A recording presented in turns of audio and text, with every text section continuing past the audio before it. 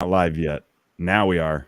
Now All we're right. live. Hey, WTF, motherfuckers. What's happening? The world's still a fucking crazy place. That's right. Our services are still required, boys.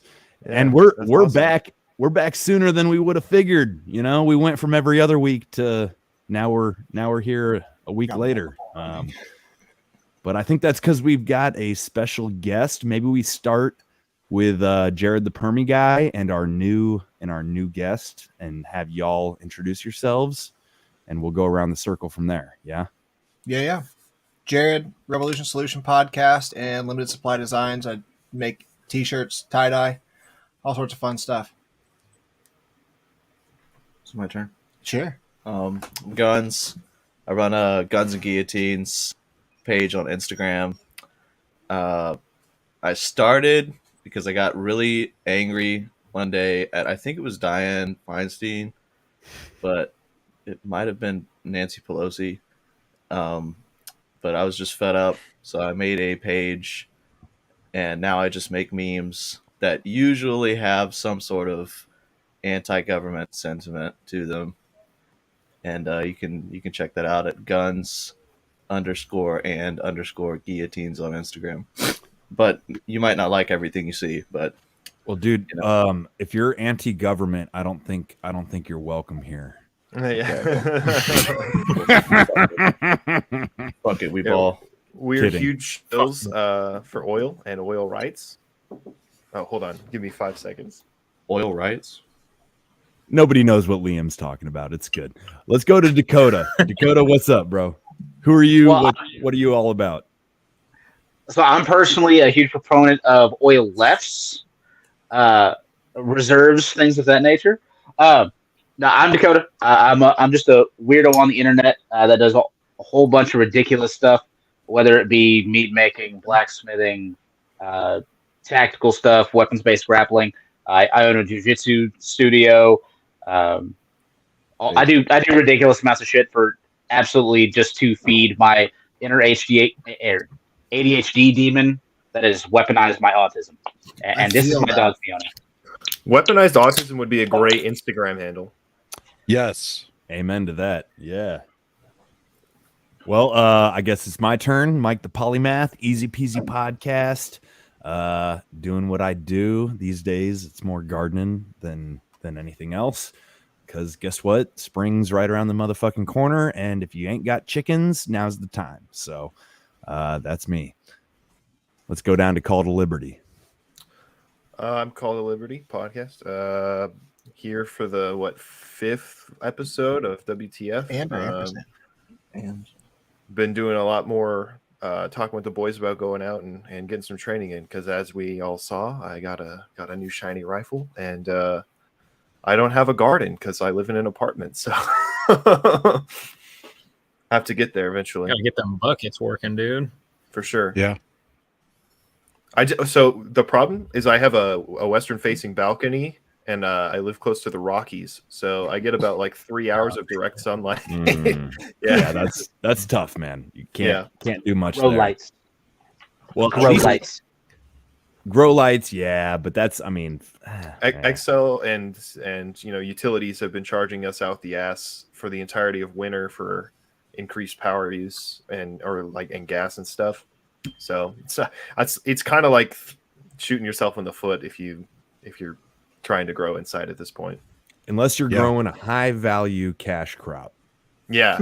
like hypothetically, if you just had a closet full of coca plants or something. You're right. Fentanyl. Right. It grows, right? Fentanyl plants. Yeah. I think the U.S. government has the natural. monopoly on that one. Yes.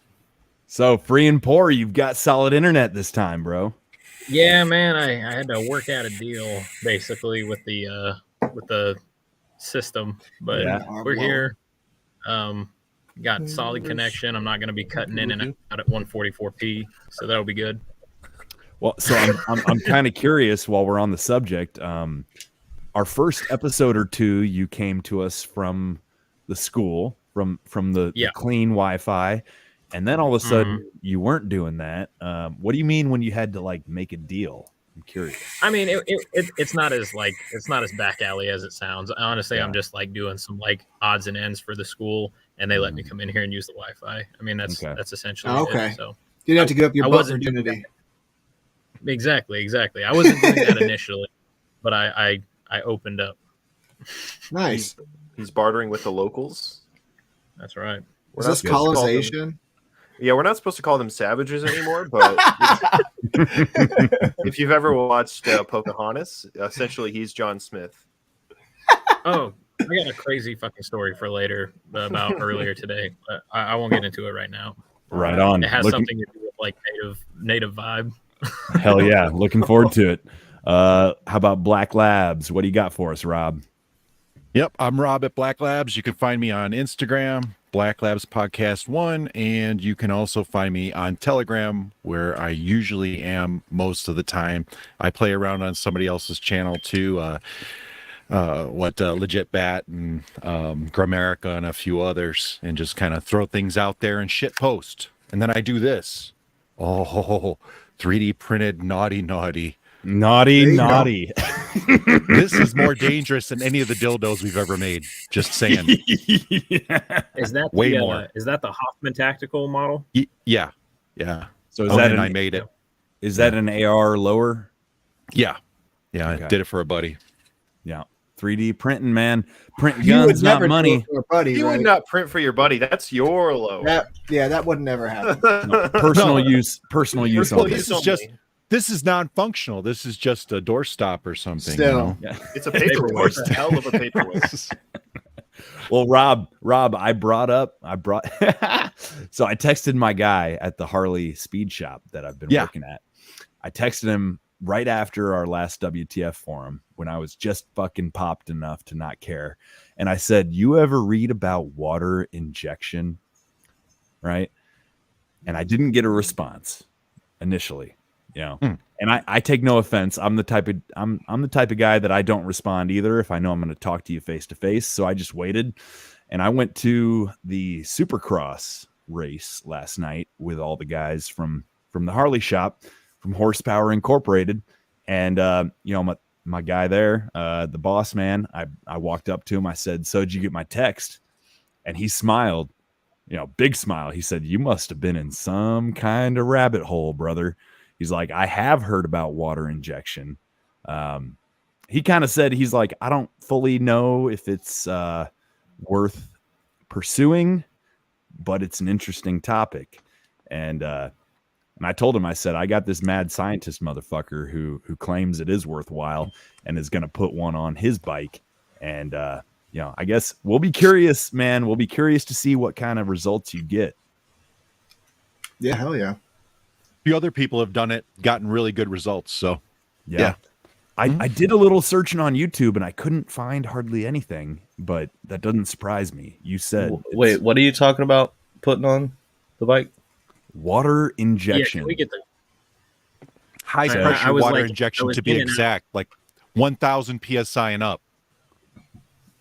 So the idea is that if you missed the proper amount of water into a internal combustion engine, you get both power gains and an increase in fuel economy because of the power of splitting the atoms in the high pressure internal combustion process.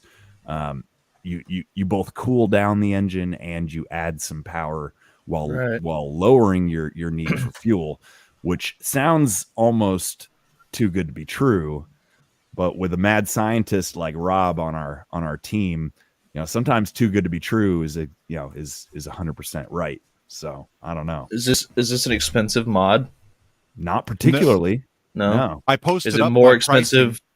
It's Is it it's more not expensive than just driving in the rain? It's an injector. pricing. Well, funny that you should mention that. If you've ever noticed, a lot of people do have their cars. Actually, if they have a problem with their car, it runs better when it's humid out. So, and that's part of the reasoning behind it. So, Mhm. Yeah, Interesting. they run really good if you drive them into a river. See, no. See, there's a fine line between boost and hydrolock. Yes. Right? No. Yes. What you do is you drive your Range Rover directly into a harbor, because it is a semi-aquatic It's a vehicle. I've seen somebody I'm a do that with a five-star Lambo once. What was that? It's a 5-star I saw man, goddammit. somebody do that with a Lambo once. Oh, Yeah. nice. So speaking of the pricing, the holy grail behind all of this was trying to find a cheap pump that could both do the flow rate and also get up into about 1200 psi range. And lo and behold, of all the stupid things, the best pump that I've found so far that met all the requirements was actually a hydraulic Harbor pump for a Freight pressure volt. washer. No. I looked at that. That was actually an option, and because it'll do it. No, best one ended up being a pump it's a hydraulic pump for a automatic transmission for a Volkswagen. That ended up being the bee's knees. So that's the pump that you sent a link out to recently. Yeah. About $110 or something like that altogether. So feasibly, I mean, like I said, I was talking to my dude Jimmy, and I'm like, dude, how cool would it be to have a little reservoir and a little pump, in one of these Harley like baggers, right? Like they've got the bags on the back, so you could have all this equipment like hidden inside the bag. I was joking when you brought it up. I'm like, so what? All I got to do is strap a bottle of Aquafina on the side of my truck and call it a day. Like it's not quite that simple, but it sounds not terribly fucking complicated. It's just a matter of getting the right ratio of water to air to fuel. Right. But I was encouraged by bringing it up to Jimmy, the fact that he had in fact heard of it. I'm like, all right, Black Labs so far, I'm gonna keep listening. Like this guy, he might know what he's talking about, Yeah. Well, we did it. It was good enough to make GM throw a bunch of money at the project. So, Yeah, they've only ever made good business decisions. Yeah, no bailouts whatsoever in their last 138 years of business. I think the LS engine pretty much exonerates them almost completely. The LS engine and the T56, I mean, come on, let's give them a break here. Mind you, they actually did find a way to break the LS engine by using a displacement on demand. It's amazing, but they did figure out a way. So I give them credit there too, because it was almost an indestructible engine, and they said, well, let's find a way to break it. And they did it. It's great. Did you happen to see the deep fake of Elon saying that the next step for Tesla is to LS swap all of their Teslas? Yeah, people have been posting that, because that one guy, Mike, who used to rehab Teslas and now doesn't anymore because they keep suing the shit out of him. You know who I'm talking about, right? I watched a couple of his videos. Yeah, he ended up LS swapping at least 2 or 3 of them now. I think he's on his 3rd one, something like that. Nice. They deserve it. It's not worth it, I think, because you have to overhaul the entire drivetrain. Essentially, he's spending money out of spite to do it because it's not fitted 100%. for all that. Yeah, it would be easier to swap electric car parts into a regular car than vice versa. But I appreciate the effort that he puts into spiting fucking Tesla for no reason. Well, he's got a kit. There's a kit out there you could put the Tesla drivetrain in anything. So, wait, on the topic of deep fakes, I gotta share something Gun sent me the other day. Yeah. Are you gonna screen share it? Yeah. Cool. It might be real, but I think it was a deep fake. It's real to Hard me. to tell. Oh no! It really spoke to me. You don't even have to press play. All right, I already know. Yes, I do. God damn it! It's so good. No, it's not. Yes, Boy libertarian. No, where's my sound? Hold on. Yeah, no audio. It's Yeah. muted. It's muted on the video. Oh, it is. Thank God. Pokemon for humans. Not only are they in the field egg group, which is mostly comprised of mammals, Vaporeon are an average of 3 feet and 3 inches tall and 63.9 pounds. This means they're large enough to be able to handle human dicks. And with their impressive base stats for HP and access to acid armor, you can be rough with one. Due to their mostly water-based biology, there's no doubt in my mind that an aroused Vaporeon would be incredibly wet. So wet that you could easily have sex with one for hours without getting sore. They can also learn the moves Attract, Baby Doll Eyes, Captivate, Charm, and Tail Whip, along with not having fur to hide nipples, so it'd be incredibly easy for one to get you in the mood. With their abilities Water Absorb and Hydration, they can easily recover from fatigue with enough water. No other Pokemon comes close to this level of compatibility. Also, fun fact, if you pull out enough, you can make your Vaporeon turn white. Vaporeon is literally built for human dick. Ungodly defense stat and high HP pool and acid armor means it can take cock all day, all shapes and sizes, and still come for more. Did you know that in terms of male... Is it not incredible? It's pretty good. It's pretty good. Don't send him anything like this ever again. Like, holy fuck. The tech is getting too good. Like, if you can find these deepfake videos and go up to any old person and be like, watch this video, watch what Joe Biden just said, and he's like saying some absolutely outlandish stuff, and they'll be like, oh my god, I can't believe he said all that on national television. And you're like, yeah, I know, it's crazy.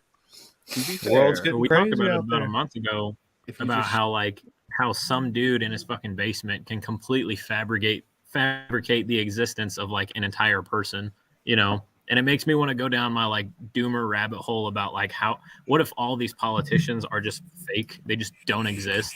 I don't want to get too far into that, but like, Yeah, Jesus I mean, Christ, that's like dude, half the plot of The Moon is a Harsh Mistress.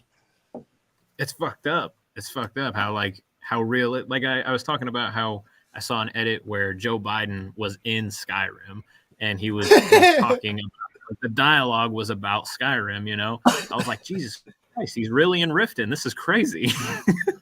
We can all at least acknowledge that there are multiple Joe Bidens, right? Oh god, Yeah. That's fair. That's fair. And the main one doesn't have hands. How do you touch children without hands? He just sniffs them. Oh, that makes sense. It seems like occasionally they roll a fresh one out. I agree. yeah, like before every speech. You can find like 6 of them side by side, and they don't look nothing alike. The fucking Darth Vader like sitting up in the chair. It's just a 6th Joe Biden. But the issue is that much like with atomic bombs, the decay rate is exponential. So, I mean, the half-life of your average Joe Biden is like probably like 90 minutes at this point. You roll a fresh one out before like a State of the Union, and then by the end of that shit, it's like, all right, we need to fire up the incinerator. We need to roll a fresh one out. 3D print a new Biden. Just imagine you've lived 95 years only to spend your last 95 minutes as the next Joe Biden. Man, they just replace your face and get it close enough. Yeah, they're doing a face-off type thing. I thought we were cloning him. Okay, that's possible. Right, but I like the lore better of somebody who's lived just like 94 years as an average person, and then they get called up for the last few minutes. Grandpas are getting kidnapped and shit. Yeah, black missing bags 411, but old people. If we see a Joe Biden with tits, I'll know something's up. Dude, it's only a matter of time the way things are going. In fact, I think that might be the perfect transition, if you will. Yeah, let's see Mike roll his own clip this time. Well, so Jared, I realized. I realized. Did you eat anything from the earth before this show? No, actually, I didn't. I did not today. Only fermented grains and a little bit of grass, but no mushrooms today. So I think the giggle fits will be held to a minimum. Are we talking not 2 hours of Steven Seagal this time? Dude, it wasn't. Yeah, wow. It was 2 hours of Steven Seagal. It has the DNA structure of all its victims. Hey, I stand behind everything I did. Okay, I stand behind it. I don't doubt that, and that's why I love you. I think that was an important. I went into the Google Drive to look back over. Were y'all on a I hate Steven Seagal run last Yeah, time it or was. something? It was like a Yeah. half. It was a hour love of fest. fucking- Let's It be was a bit honest. more of a. It wasn't It horrible. was a meat ride for sure. Look, all I'm Really? saying is Ando came in and validated my entire argument. So thank God for Ando. Well, what was your thesis? My thesis was I'm not sure if this dude is bogus or based.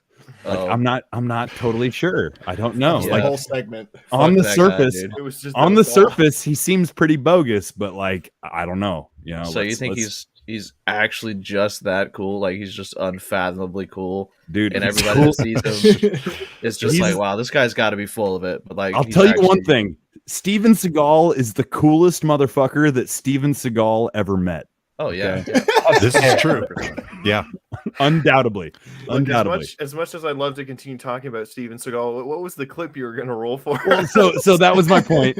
So Jared, I sent you my No, notes of course you did. because I realized the reason I can't present myself is I don't think the audio comes through because I used Mac. So I don't All right, have. I'm on Mac too. Are you? Okay. Well, yeah, maybe yeah. I'm just lazy and I just want you to Choose- play my clips. All right, try the first one because you sent me an ass load. Yeah. Try, Yeah. All right, So- try the first so- one, and when you present, choose Brave tab and make sure the checkbox for share audio is selected. That's Yeah. the only way I can Okay. get it to work on mine. Okay. All right. Hang on. Oh my God. Should I try or Jared? I just want you to do it. I'm so incompetent. Okay. In the But- I can try. Hang on. in the interim, He's a psychopath. Guns. It's pretty cool that you're on here, man. I've listened to a lot of eMilitia, and it's pretty sweet. Thanks, dude. Yeah. It's kind of like herding cats these days. You Yeah. know, a lot of our heavy hitters are in pause. Sorry, it said it was paused and it started playing. Just a note on that. A lot of our main players are deep into a transitional period in their lives, so it's hard to coordinate. But we definitely plan on being a little more regular as soon as we possibly can. It'd be great if the eMilitia came back, man. Yeah, I agree. I know that it's kind of hard though. There's a ton of stuff that happened there, but yeah, I just wanted to let you know, like whenever we had Faceless in the comments, Mike was starstruck. This week I'm starstruck. Let's go. Oh yeah, dude. So Guns is a big Guns. You're a big deal, huh? I've listened to. I've never listened to eMilitia. I've listened to. C. Bernard or whatever. Right. That's where BR got to start, man. Yeah. eMilitia. No, I didn't realize you were associated with eMilitia. That's cool, man. I need to check that show out. I never have, but Yeah, almost from the start. We all made our pages, and then we decided to. I'm going to go ahead and say that I think I was the one that popularized the name eMilitia, but I could be lying. Ooh. Well, okay, look, I'll side with you on this, but if someone texts me and says like, "Fuck that guy, he's lying," I might That's bring fine, it up because Yeah. I might be lying. No, that's fine. I shit posted with Redzi a couple of times, and I thought Yeah. it was Love that guy. funny. Yeah, he's like the most. Even on the podcast, he's the guy that's just like he's like incredibly. What did Rezzy's name used to based. be? It was like Hang 'em Hang him for freedom. Hang him for freedom. Yeah. Yeah. But yeah, he's just Shit. like doesn't give a shit. He'll just say whatever. And so You're I'm absolutely right. Yeah, he might be right. They're all such great people, though. I mean, they really are. We've all met in person, and I mean, they're just so great, all of them in their own way. how long have y'all been doing that show? Man, probably since shit, dude. Probably since like 2018. Wow. Okay. So like kind of before things really fell apart. Yeah. Definitely before the apocalypse. Does it count as still doing the show if prior to Valentine's Day the last episode was July of 2022? Of course, yeah. No, you're not done until It's a bit of a you say you sabbatical. are. Yeah. No more uploads. It's still not done. Let's go. So y'all are kind of hit or miss. Like Wait. you put them out. Liam, when was your last episode? Hang on. Hey man, fuck you. Yeah, look who's fucking like last talking, week. Liam. Shit, dude. Liam put one out last week. Yeah. Look, see, look. I would have had one out last month, but somebody lost the audio. Well, okay, so not- guns. This is Liam. Pot, kettle black. Yeah. Hey, it's actually kettle of color. You can't say that anymore. Kettle of color. Yeah. Okay, so Jared, like, I'm tempted to try to run this shit myself, but I just have a feeling I don't think the audio is going to come through. How'd you say? So it doesn't show that it has the audio option. So when you present, you have to choose the browser tab that you want to share and make sure the checkbox in the bottom left says share audio. I added it for me to present it, and at the exact same time you added it, and then I deleted it because you had added it, and you deleted yours at the exact same time. Can you just do it? Then I added mine back, and you fucking added yours back at the exact same time. So This is why- just to big dick you, I'm sharing mine because I'm fucking tired of this. Okay, good. That was the intended result. So Jeez. Hi, my name is Cameron, and I'm a member of our DID system. So Avery and I are both birds. I am a cardinal, and Avery is a blue jay. She got bird teeth. We like AM air pronouns in particular because they feel even further removed from gender than they, them, theirs. And being birds, while we do have our own gender expression, we don't inherently have a gender at all. And not in the way that, like, we're just non-binary. It's that, like, our species as, like, an avian-human hybrid does not inherently have any kind of gender at all. can we pause? All right, This is all right, already especially you've chosen a fucking cardinal. Cardinals have clear sex differences. birds have so dramatically gender specific characteristics, man. Did you ever meet a rooster? Like ever? Yeah, it's called a cock. Yeah, they call it a cock for a fucking reason, man. Hey, look, Mike. Yeah. Whenever the rooster transitions to a hen, Mm-hmm. that gigantic comb on his neck doesn't matter. Not indicative. Crowing at 6 a.m. every day, it's just something all birds can do, man. What do you mean? Hens have big combs too. Peacocks, dude. Or it's the Think about, beard, like- I mean. Or yeah, you know what I mean. The fucking I don't. Oh, you're making a joke. I see. Sorry. I thought I said that wrong. No, they do. I mean, I could send you a picture of all 10 of mine. It's like half of them got combs and half of them don't. They're all I think hens. you got some tranny ass hens, bro. I I mean, don't know, they all lay eggs, bro. So they might be hermaphroditic. They do make me All- question my sexuality. all hens can lay. All chickens can lay eggs, guys. Come on, don't be. Man, my transphobic. favorite is like every person that we tell that we have chickens. So the suburban people that don't really know farm animals at all, especially women, is the most interesting. And they ask if you have a rooster, and you say no, and then they ask whether you still get eggs, and you ask whether they have a period if they're getting dick or not. Doctors don't know shit. Damn. That's pretty good, man. So look here. Okay, this is a topic I have no interest in particularly. What, the bird girl? No, the trans, the fucking pronouns debate, right? I'm like, this is whatever. I don't give a fuck. But when this bitch is Well, my telling me, take is like I'm totally tempted to be on her side. She just needs to prove it. I need to see a cloaca. Doctors don't know Show me your cloaca, bitch. Do you pee and poop out of the same hole? So Not a bird. if she can do that, then I'll call her. If she manages to do that, I'll call her whatever she wants me to Man. call her. Guns with the bird vocab.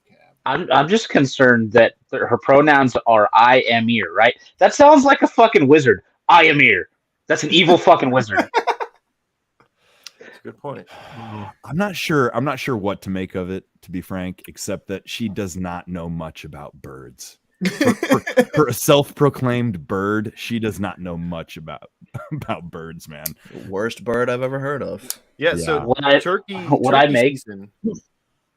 I'm sorry. What were you saying? What I make of it is that she's a little bit retarded. that was without question. Turkey season And is her dad didn't next love her month. enough. And I assure you that there is in fact a gender in turkeys, because if I shoot the wrong one, I can get a fine. And they will take your truck and your guns and everything. They'll take everything. Yeah. Yeah. If you shoot a fucking hen when you're supposed to shoot at a goddamn like a tom, like you're going to prison probably because the game warden's a dickhead.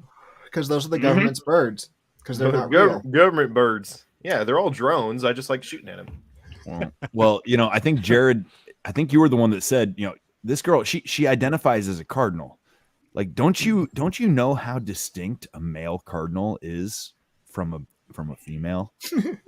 I mean, honestly, personally, no, I don't.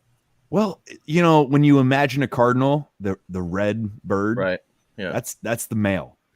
Really, a female looks closer to a fucking pigeon than it does to a red cardinal. Poor bitches. They're totally nondescript. They're totally most in the bird world, man. Usually it's the male that's really flamboyant and colorful and showy, and the female is pretty subdued and nondescript. So this, my only point is this bitch is fully certifiable. Certifiably retarded. I mean, she's got the drab, uninteresting look down, so she might be a female bird. Yeah. All I can say about this is clearly she's a little delusional, but that guarantees that it is grippy. Oh yeah. Whoa, bro! I knew it was coming. You thought the they then pussy went crazy. Wait till you get that. I eat her pussy. Yeah, whatever the fuck she just said. Yeah. I'm trying to get that non-binary pussy, bro. Yeah. Whoa, bro. It's got crazy written all over it. If you like, Did you guys some ass from know a woman, that when a chicken has sex, they die? Huh? And when a chicken has sex, they die. No, when they I don't. fuck kid, I mean.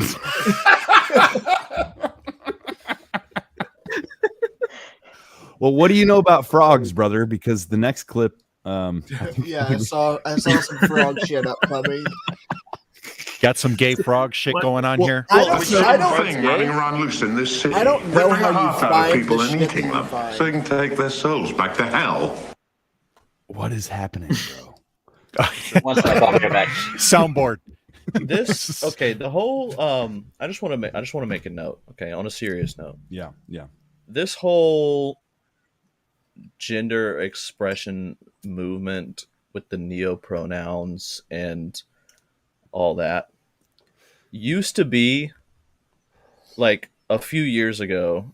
I used to have respect and pity for the people that were victims to this, because they were actually going through something, and I would never choose to be mean to somebody that said, yes, I was born a woman, but for the past X amount of years, I've been identifying as a man, and they just live like a normal fucking person and would just prefer to be the other gender. But it's so popularized now that with everything else that gets popularized, it's been ruined. Anytime that happens to anything in society, it's about attention and getting social credit points now. Well, yeah, it's the whole victim credit thing, It's how many things can you stack up to make yourself the more disadvantaged person, if you're a minority and you're, LGBTQ and you're, in poverty, you get all these things that you can talk about to put yourself, ahead in an argument or whatever. That's when in reality, it's plus 50 HP, right? Yes, it's right, Dungeons and exactly, Dragons. Yeah. Exactly what it is for disabilities and offenses, right? Now, here's what's crazy. What they've recently done is if you're a disabled veteran, you don't get shit. Nothing. Not a damn thing. So it sucks. They took it away. It's fucking. I like to think of it as roll with initiative, like you were saying. What? It's like, oh yeah, I'm black and gay. Roll with initiatives. Yeah. There you go. That's fucking hilarious. So I've been playing a lot of For the King. Guns, you bring up a good thought point. it was funny. Yeah, I did. So look. The point Guns is getting at is a good one. I have come to believe recently there are legit, authentic trans folk. This is not like I just realized this all of a sudden, but for example, when I lived out in Utah and I worked for the Park Service, I was in communal housing and I shared a living space with a transgendered woman, right? And Gretchen was, from my point of view, she was a her, right? No question. She had put in the fucking work and she had gotten to the point where there was no ambiguity, right? It's like she wants to be a she has made herself into a she, even if she might have She wasn't sort of been standing in a GameStop screaming, "It is ma'am." Yeah. That happened here in Albuquerque, by the way. That happened here. Dude, her whole vibe was like, I don't want any extra attention for being trans. Like, I just am what I am. And so, like, I've always had this thing in my head, like, I know, or I got to know this trans woman like very, very well. I was about to say very intimately, but that gives the wrong Yeah, whoa. I've been there, brother. Whoa. We didn't go there. But Oh yeah, I got to know her. I knew her as a woman, right? And to me, there was no question. Like, it was totally cool. Whatever. I was not uncomfortable. Was it grippy? But I think my point is, I think there's this whole other group of people who are using this to make us intentionally trying to make us uncomfortable. Yeah. In order to say you're a bad person, 100%. you're a bigot, blah blah blah. It's weaponized. I'm gonna it's being expose myself weaponized a little bit right now. Well, the camera's off, man. If you're going to expose yourself, Jared alone. It's just for Turn- me. yeah. It's just for Hey, my yeah, eyes So only. if you hear Jared, any can you take rustling, some- I'm not. Yeah. It's okay. I'm just showing another man my penis. Yeah, I was gonna say, can you take some feet pics for us while he's there, Jared? I posted one the last time he came, or 2 times ago he came over. Yeah, well, Faceless Nobody is pays really attention on to my me. fucking Instagram. I owe him like 16 more feet pics after I got, So if you guys can help me pay back that debt. We'll But- see what we can do. Anyway, Thanks. what I meant to say was this, like, I was already initially tolerant of this lifestyle before it was popularized, and the proliferation of it has had the opposite effect. I am now much less inclined to take it seriously and But not doesn't that feel as like tolerant to it as I once was, because I'm swiping through Tinder trying to get a little sticky with it. You know what I mean? Uh-huh. And then all of a sudden I'm presented with a straight up regular ass dude with a 5 o'clock shadow that happens to have not cut his hair and is wearing lipstick and wants me to take that seriously. And I'm like, hey brother, no, you're in the wrong neck of the woods. He needs a therapist. He doesn't need to need turn to be around. on Tinder Or Did you swipe right just for the opportunity to just to talk communicate? shit. no, but I have been in a similar situation before. Like, I was on TikTok. I saw this woman, and I was like, "Damn, this woman looks pretty good, dog." So I went to the page, Gay. and I was just watching some TikToks, and then all of a sudden I got to one, and it was like, I started my transition in like 2014, and I was like, "What the fuck, dude?" If I saw this person at a bar and she came up to me and started hitting on me, I would have gone as far as she let me go. And it, They get So it gets I have a sneaky question. sometimes, man. yeah, what? What's that now? I have a question. My question's this: if that dude chick on Tinder Right. had been a midget, would you have swiped right? Oh no! Oh no! man, Would you not have been like, bucket list? I gotta like, say that like a Burns man Boyer being a midget, or- midget does not make him more attractive to me. So probably Why are not. you a man under 6 foot? Let's just get real. Okay, so but can I just pose the question, like, but like, what if he was a frog? Yeah, Jared, that's an automatic me not taking us. Excuse me. have y'all seen this one? This one has made the rounds. This is not terribly new, but oh my god, This is new to me. I'm just familiar with frog butt, the pose. I have seen this before, unfortunately. See, that doesn't fucking surprise me. Yeah, you've seen they them frog her frog yeah. them. I frog know this. self. I know this chick is grippy too. Oh Lord. Teaching you how to use frog's pronouns and sentences, so let's go! Frog's pronouns, that sounds so cool! Ding, ding, ding. And that's because it is cool. Because that means that the person that's using these She's new definitely tried to pronouns diddle is a super kid curious before. about frog self and diddle wants me. to know and I, as a non-neo pronoun user, respect the hell out of that because that takes so much courage. I just wanted to mention It really do does it. not. Right. But Courage. anyway, Frog is such a great person. Frog's smile is so contagious. In fact, I saw Frog make a whole audience smile. Okay, I think pause, Frog should be very proud of. Jared. Okay, dude. Wait, Everybody- we paused before frog self. It's gonna be the next word. I'm sorry, but I just want us to watch this with the context in our minds being, is she casting a spell with this video? Neuro-linguistic programming right here. Yeah. Yes. Oh no, fellas, I gotta be honest with you. I don't got a have boner too? a lot of. I don't. Yeah. I mean, Well, all right. Dude, I kind of, if she wasn't psychotic, like I would absolutely fuck this girl. You know? If she wasn't psychotic, you wouldn't know who she was. yeah, True. That's completely the point. I think that's the crux of the whole fucking. Yeah, I would. These knowing people what I are know doing now. this shit. These people are doing this shit specifically to get attention. It has nothing to do with what they actually feel. Unfortunately, for like the person that Mike was talking about earlier, that she fully transitioned. That's what she wanted to do. That's how she felt. Yes, I'm with you, 100%. Fucking rock on. I'm not gonna fuck you because I don't want a dick anywhere around me like that. But rock on, right? Cool. Yeah. What if it's You an inverted? you go do what you want to do. Not a problem. However, these motherfuckers that are saying stupid shit just to try to get attention because mommy and daddy didn't love them enough, and they can't have a dog like a normal fucking person. Come on, man. Got my attention.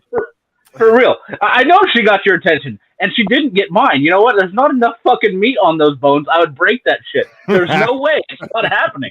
Ask my girlfriend. She'll tell you. That girl's page got kind of popular right as I was like leaving TikTok. And if you scroll through her page, it's like every noun you can think of, she makes into a pronoun, you know? Really? And I think it's kind of gimmicky, but also it's super inauthentic. It's fucking TikTok, you know? There's children on there, and I don't know how much of it is intentionally, you know, pointed towards them, but you can see like a 9, This 10, seems 11-year-old. extremely catered to children. Oh, it is. Yeah. Yeah, 100%. Definitely diddled a kid. It's all It's cartoony, over-sexual all romper colorful. room. It's 100% the reason why I never let my kids get on like kids YouTube. That shit is set up to like groom children, and it's super fucked up. This video is probably on kids' YouTube. I don't know if this is like the intention of this girl, you know, specifically, but it is a byproduct. I know that, and it's fucked up.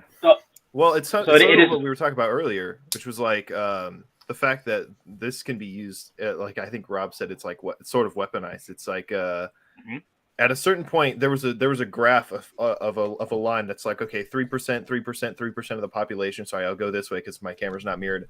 And then after right around when TikTok became a thing, it was like this exponential growth in this population. And I think the reason for that is like the more it proliferates, the more it's like obfuscating and trendy, sort of like dividing the way that we think as a society. And I mean, you could maybe see those in the West has fallen memes. I think it's a much darker reason than that, to be honest.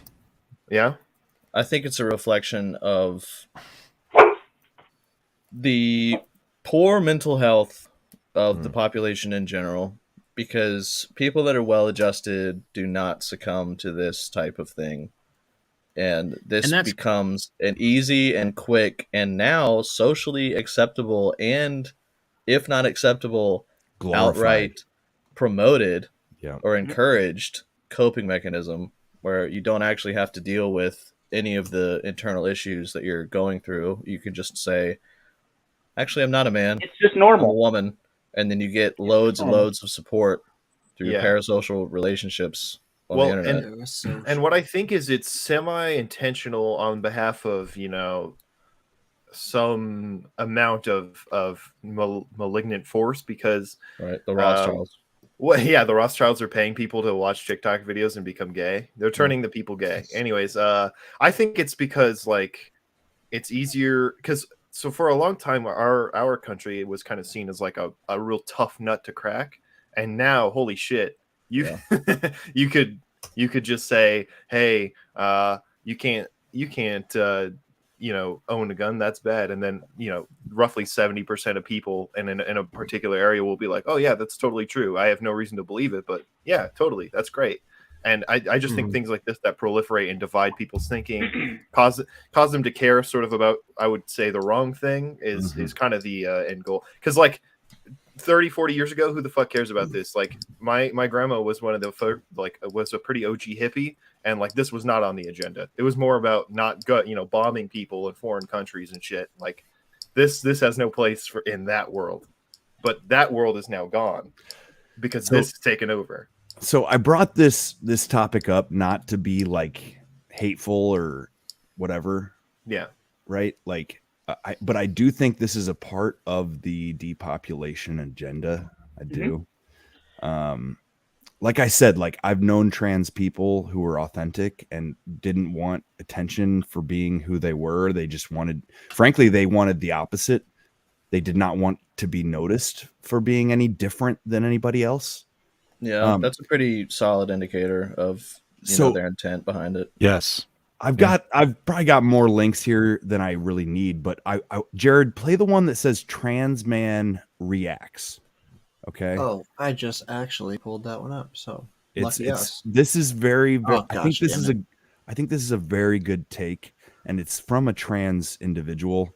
And it jived basically, like I've not touched this subject on my show like at all. And it's because like it's a third rail.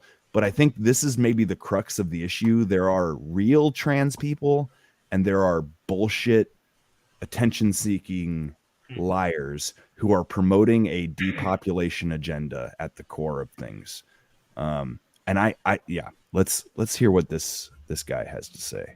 May I have your name and pronouns, please? If I, as a transsexual who transitioned, wanted to control what other people called me, I didn't do a good enough job transitioning. Skill issue. Pronouns are a scientific fact, and my pronouns are he, him. Oh, I didn't know that pronouns were scientific.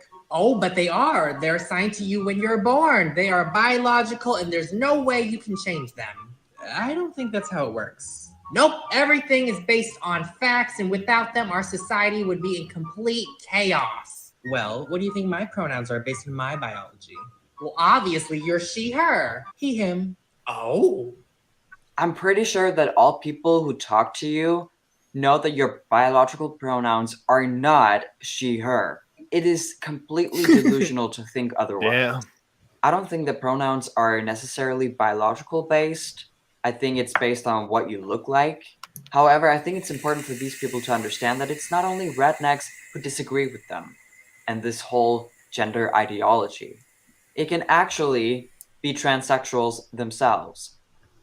I can't say on TikTok. It's gonna trigger people. This whole triggered generation. So I don't think it's a coincidence that these people look like clowns. Pronoun check. Can we pause real quick, Jared? Her, hers. Don't pause. I'm gonna get hard, dude. Okay. Okay. Sorry. No. God damn it. Did you hear? I'm gonna refer to this person as he. because that's what he's going for, and he does a pretty good job pulling it off. So he says it's not a coincidence that these people look like clowns. That's right. And so this to me is an important like statement, because this whole drag queen story hour bullshit, like there is a huge difference between a drag queen and a transsexual. Mm-hmm. You know, they call it autogynephilia is when you That's are the word. Yeah, I was trying to remember that word the other day. You are aroused by dressing as the opposite sex. That's right. Yeah. So it is an inherently sexual thing. Drag is biological, whatever. Males, it is males electing to dress as females for the sake of sexual arousal. Like arousal. Yeah, without the idea of presenting as a woman, which is a different thing. It's a different thing. It's a very clear not presenting as a woman, but just dressing like one, and like that. Yeah. But they're kind of conflating the two things now. They're mixing it so that they can weaponize it further. So to divide us, right? To divide people and to obfuscate like what's important and what's not, because this is more trending on Twitter than like actual problems. So that's right. On that topic, I have a question about, I love to see it. I was just gonna say on that topic, bank crashes is trending on Twitter, which I love to see. We're gonna hit that later, right? Bank crashes. Yeah. Oh yeah. Let's hit that later. Yeah. Let's hit that later. So one thing I have, we're talking about them doing this as a way to get attention, and unfortunately, that is something that does get attention on things like TikTok and Twitter. Which, in this case, part of why I think it's become so popular with kids is because that kind of thing is there to try to get attention. Your primary attention from those platforms, and for things like this that are specifically made to be kind of shocking and ridiculous, it's kids. That's why you're getting this bullshit. Unfortunately, it is them targeting kids, whether we like it or not. That is what's getting into it. Is people giving their kids a fucking cell phone and going, here, scroll on TikTok for fucking 5 hours. Mm-hmm. Scroll through Twitter for fucking 5 hours instead of being present with their children and actually having a conversation with them and teaching them what right and what wrong is. And instead, they're letting the electronics do that thing. And that is causing this sort of ridiculous fucking backlash into society. And it's not just been the last couple of years. It's been for the last decade. That's why you've got fucking 30-year-olds that are starting to buy into this bullshit because they started buying into it when they were 15. That's right. They started buying into it when they were sitting there on fucking what's that one place? They started buying into it on Reddit. They started buying it onto MySpace. They started buying into it at the beginning. Tumblr. Tumblr. That was the one I was looking for. Tumblr is the fucking worst. Right. That is why. That is 100% why. 15 years now later, that is why we are seeing that decline of us being real fucking people doing real shit. And instead, they're focused in on stupid bullshit on the internet instead of being able to actually do things. They're just trying to get attention that their mom and dad never fucking gave them. I'd like to see a graph on like the inclination of these kind of people after Tumblr banned porn. I don't know if you guys remember, but about 8 years ago, Tumblr banned porn. Yep. And that's where all these fucking furry dudes and all these LGBTQ whatever, I think they all transferred to Twitter because it was okay on Twitter. And I want to know how much more of a platform they had when they weren't their weird niche. It was like Tumblr over here, and then on the far right, it was 4chan. And they had their separate. Should have kept it contained, man. Yeah. And then they got into the mainstream shit, and everybody sees it. And they're like, okay, it's our time to shine. I could fuck a rabbit. If you go back to Reddit used to be Reddit used to be a real hard right wing like place for a while. It was like 4chan. And then all of a sudden, right around with the time you're talking about, it switched hard into a leftist platform. And like, dude, I hate it so much. 2017, something like that. Was that 2017 roughly? I think it was 2015 when they 2015, 2016. Okay. I was like just somewhere in there. School, so I think it was 2015. Yeah. Okay. But yeah, like that's also another thing I wanted to talk about a little bit on this topic is that if you look at the data, like recently in terms of I guess individuals transitioning or being inclined to do so, the amount of children that are impacted is disproportionate by and large. And they'll say that it's because there's never been a more accepting culture or society, but it's like, no, it's the rampant propaganda. Nobody wanted to go to war in 1990, but in 2001, something happened. And all of a sudden we had these warmongering motherfuckers in every state. Like, like you can't ignore the cultural impact of the fact that you're allowed to just spread your bullshit on the internet 24/7. That's a thing that's causing problems. And yeah, sorry, it's just something that people ignore at this point, which is like, why are all these children transitioning? It's probably because they were always going to be this way, and now they're allowed to be accepted. And it's like, no, motherfucker, No. their parents don't have a proper relationship with them. They're given a cell phone, and now look at that. That's all they see all day. It's because they're gullible and stupid. So on top of that, right? On top of that, not only do they not have that relationship, but you're letting them create that online relationship when their brains are still trying to fucking develop and really try to figure out what the world really is. And unfortunately, the internet is not fucking reality, right? It's not. It's not. I promise you. I've made some good friends on the internet. I'm here in Tennessee because of friends that I made on the internet. But the difference is you have to bring it into fucking reality and figure out what real actually is. And if you don't have a good relationship with people or with people that actually care, you're never going to get that. That's why your kids are getting super fucked up like this. But you get special treatment in school for being trans or coming out or talking about LGBTQ shit all the time. And once they went and they crossed that Rubicon, that was it. You gave the kids incentive. I know people right now who are white, straight men who are acting like they're fucking transgender, pardon my French, so that they don't get fired. Because that's your only refuge, because it's not enough to do a good job. It's all about identity now. John Smallberries. That's it. So you know the guy with the big fake tits that teaches shop class, right? The Canadian dude. Yeah, I've seen it happen before. That's nothing new. Yeah. So especially in teaching. Have y'all seen this girl? I'm curious. This TikTok star who she's learned how to manipulate her face to do like the same type of facial expressions as like a Pixar like princess face, you know, like big eyes, over exaggerated, like weird. Have you seen this girl? Maybe not. That's like half a TikTok, man. Dude, it's bizarre. It's bizarre. I don't have a link. I'm not going to bother, but she looks like a cartoon. She's very, I'll admit, she's good at doing these facial expressions. Good at facials. Yeah. Yeah. Sweet. But again, it's almost like this last girl where it's like, if you were just like normal, like not psychotic, crazy bitch, you'd be hot. Like just don't do what you're doing. It's weird. Shit, that ain't gonna stop me, dog. Well, hey, but what was said about like targeting kids, right? Like this brand of TikToks, like it feels like it's targeted towards kids.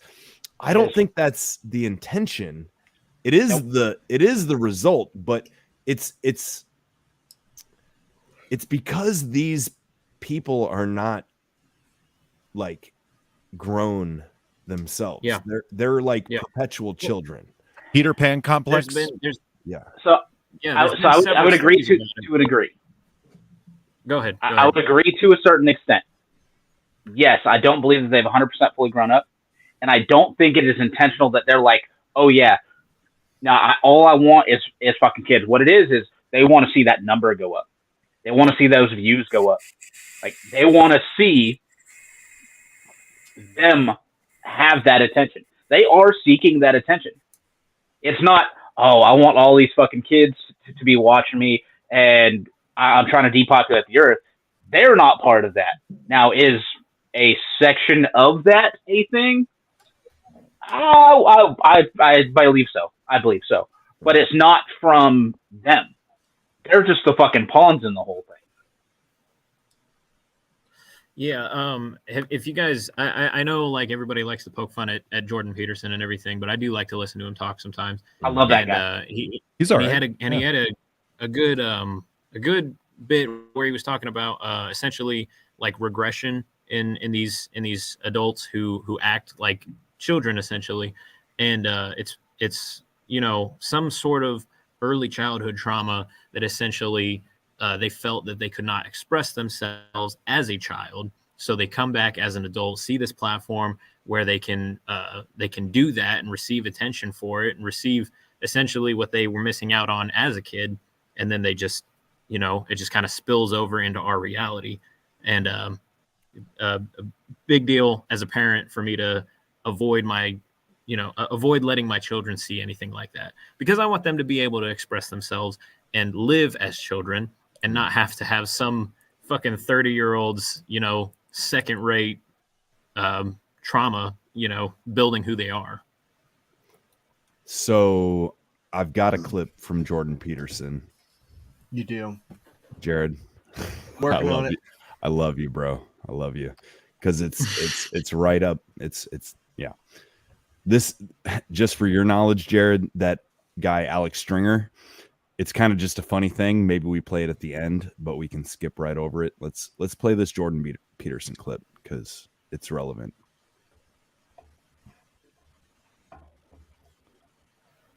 But I guess again, like I was friends with a true transgender person, and they don't behave like these people, No. Mm-hmm. Yeah. I employ a couple of trans people. Yeah. Great people. They do not act like this stupid bullshit that you see on TikTok and Twitter. Yeah. That's not what they're going for. That's not the reality of it. Right. All right, here we go. go. From Twitter. Now, I'm somebody, nobody can argue against my lefty credentials. Everybody knows I'm a man of the left. Having said that, my solution on this issue of social media censorship has always been, look, we need to expand First Amendment protections. And the way you do that is to regulate these big social media companies like they're public utilities. So if you do that, then basically you're saying this is the new public square and people can speak their mind here. Now, that doesn't mean, of course, you can't, dox people or do direct threats of violence or anything that's actually illegal will remain illegal. But outside of that, you can't censor people just based on political opinion. So, I definitely wouldn't have banned you, suspended you, etc. But I do have a question about that specific tweet that did get you in trouble because, you said something to the effect of, well, I don't know if it got me in trouble. I don't think I'm in trouble. Twitter banned me, but I don't consider that trouble. That's fair enough. Fair point. Fuck. But you said something to the effect of, remember when pride was a sin and the criminal physician. And Ellen Page just had her breasts cut off by a criminal physician. Exactly. So my question is the physician really criminal? If you agree that adults can decide to transition, then why would the physician be criminal? Don't adults have that right if they want to transition?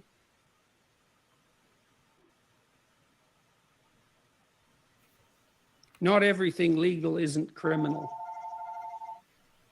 And do they have that right?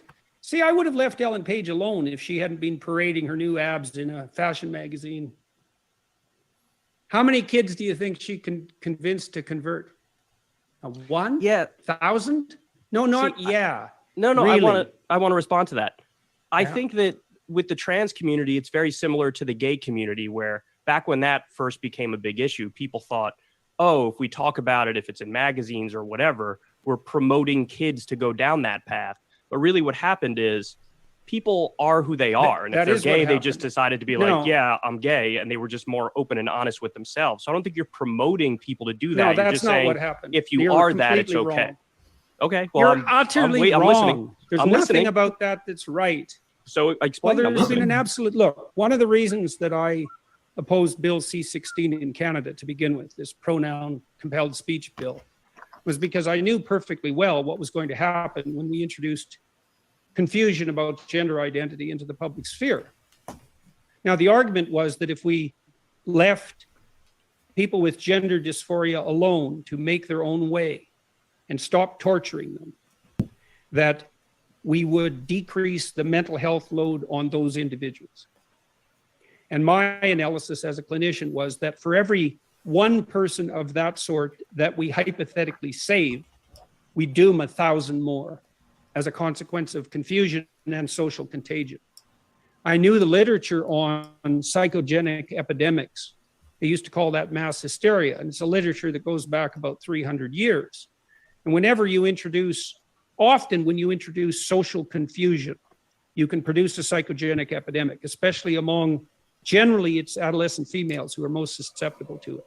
So I thought, oh, well, what's going to happen is we'll produce a psychogenic epidemic of gender dysphoria among adolescent females. And that is exactly what's happened. And it isn't the fact that we've freed up people who are, in doubt about their identity to be who they are. That may have happened in a tiny minority of cases. It's absolutely and definitely the case that we've doomed thousands of kids to brutal, mutilating surgery and premature sterility. And we've done that on the altar of our hypothetical moral virtue and compassion. Look, I read a corporate analysis of the trans surgery industry last week. Growth rate projection for you lefty types and your anti-corporatism. Growth rate projection, 15% per year. Invest now. A $350 million business as of 2022, projected to expand to $750 million by 2027. No moral hazard there? There's plenty of moral hazard there. And that surgery is absolutely brutal. So what percentage of the population do you think, in your conception of how this is unfolding, what percentage? What do you think, y'all? What do you think? I know I've been talking a lot, but earlier when I was at KFC and Rob was talking about some stuff, and I said they feed the hand that bites them. That's what I was talking about, is the idea that I'm going to do this because I'm morally superior and correct, and this is going to end up being a net positive for society. And it's, of course, it's a mind game that's played on them by somebody else, that wants this result. But eventually what happens is you have a bunch of people who are doing your bidding for free and for the concept that what they're doing is right, when in reality what they're doing is ambivalent at best, doesn't have any impact on society. Or in our case, we're talking about children, and it's a net negative. By and large, there's a ton of children that are affected by this, and they don't have the capacity for critical thinking to understand that not everything you see or hear is real. They're intentionally swayed away from critical thinking. Okay? That's why they don't want to teach math, or they teach new math, which is just some crazy made up shit. And the bottom line is doctors don't know shit. And we'll just leave that there. Hey, that one played. I love that one. I like that one. Good job. So the thing with all of this stuff online is it's all being now ran by AI. It is. All of the back end of Twitter, all the back end of TikTok, what you're seeing on YouTube, what you're seeing pulled up on Twitch, it doesn't matter what it is now. It's all running on an algorithm that is now being backed up by AI.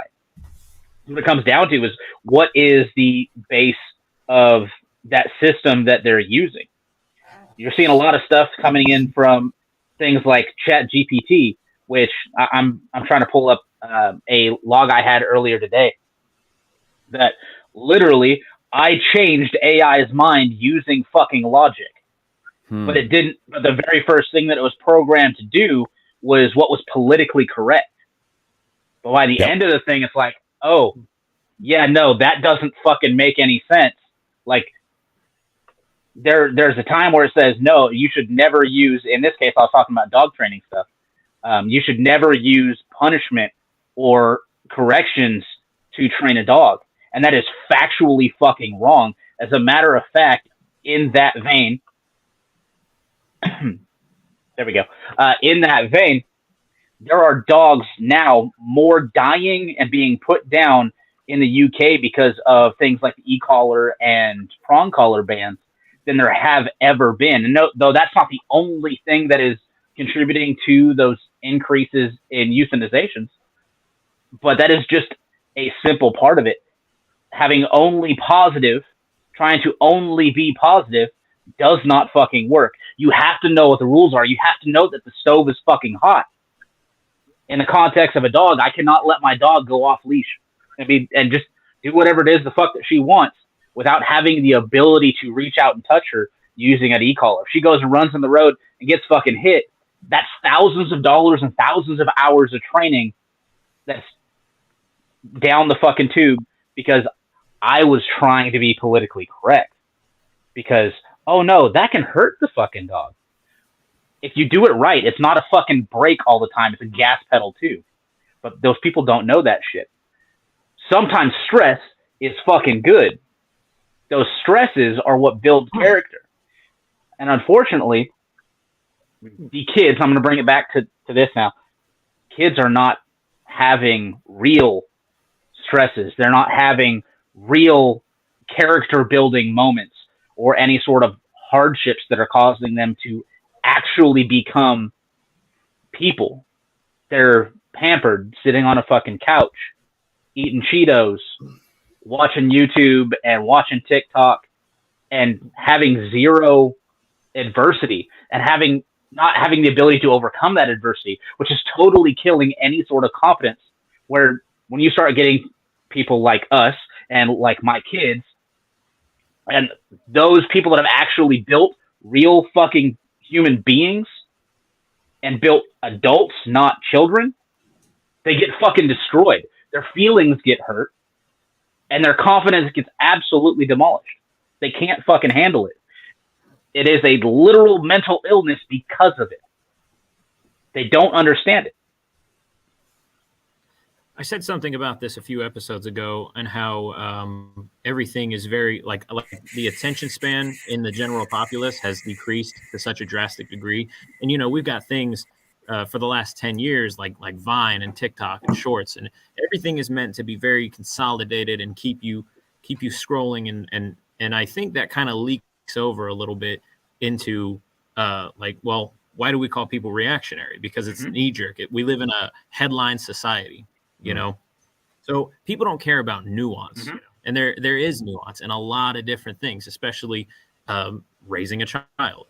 You know, like you said, correction and punishment absolutely have their place, and they have to be there. And people say, "Oh, corporal punishment in Louisiana, you can't do that."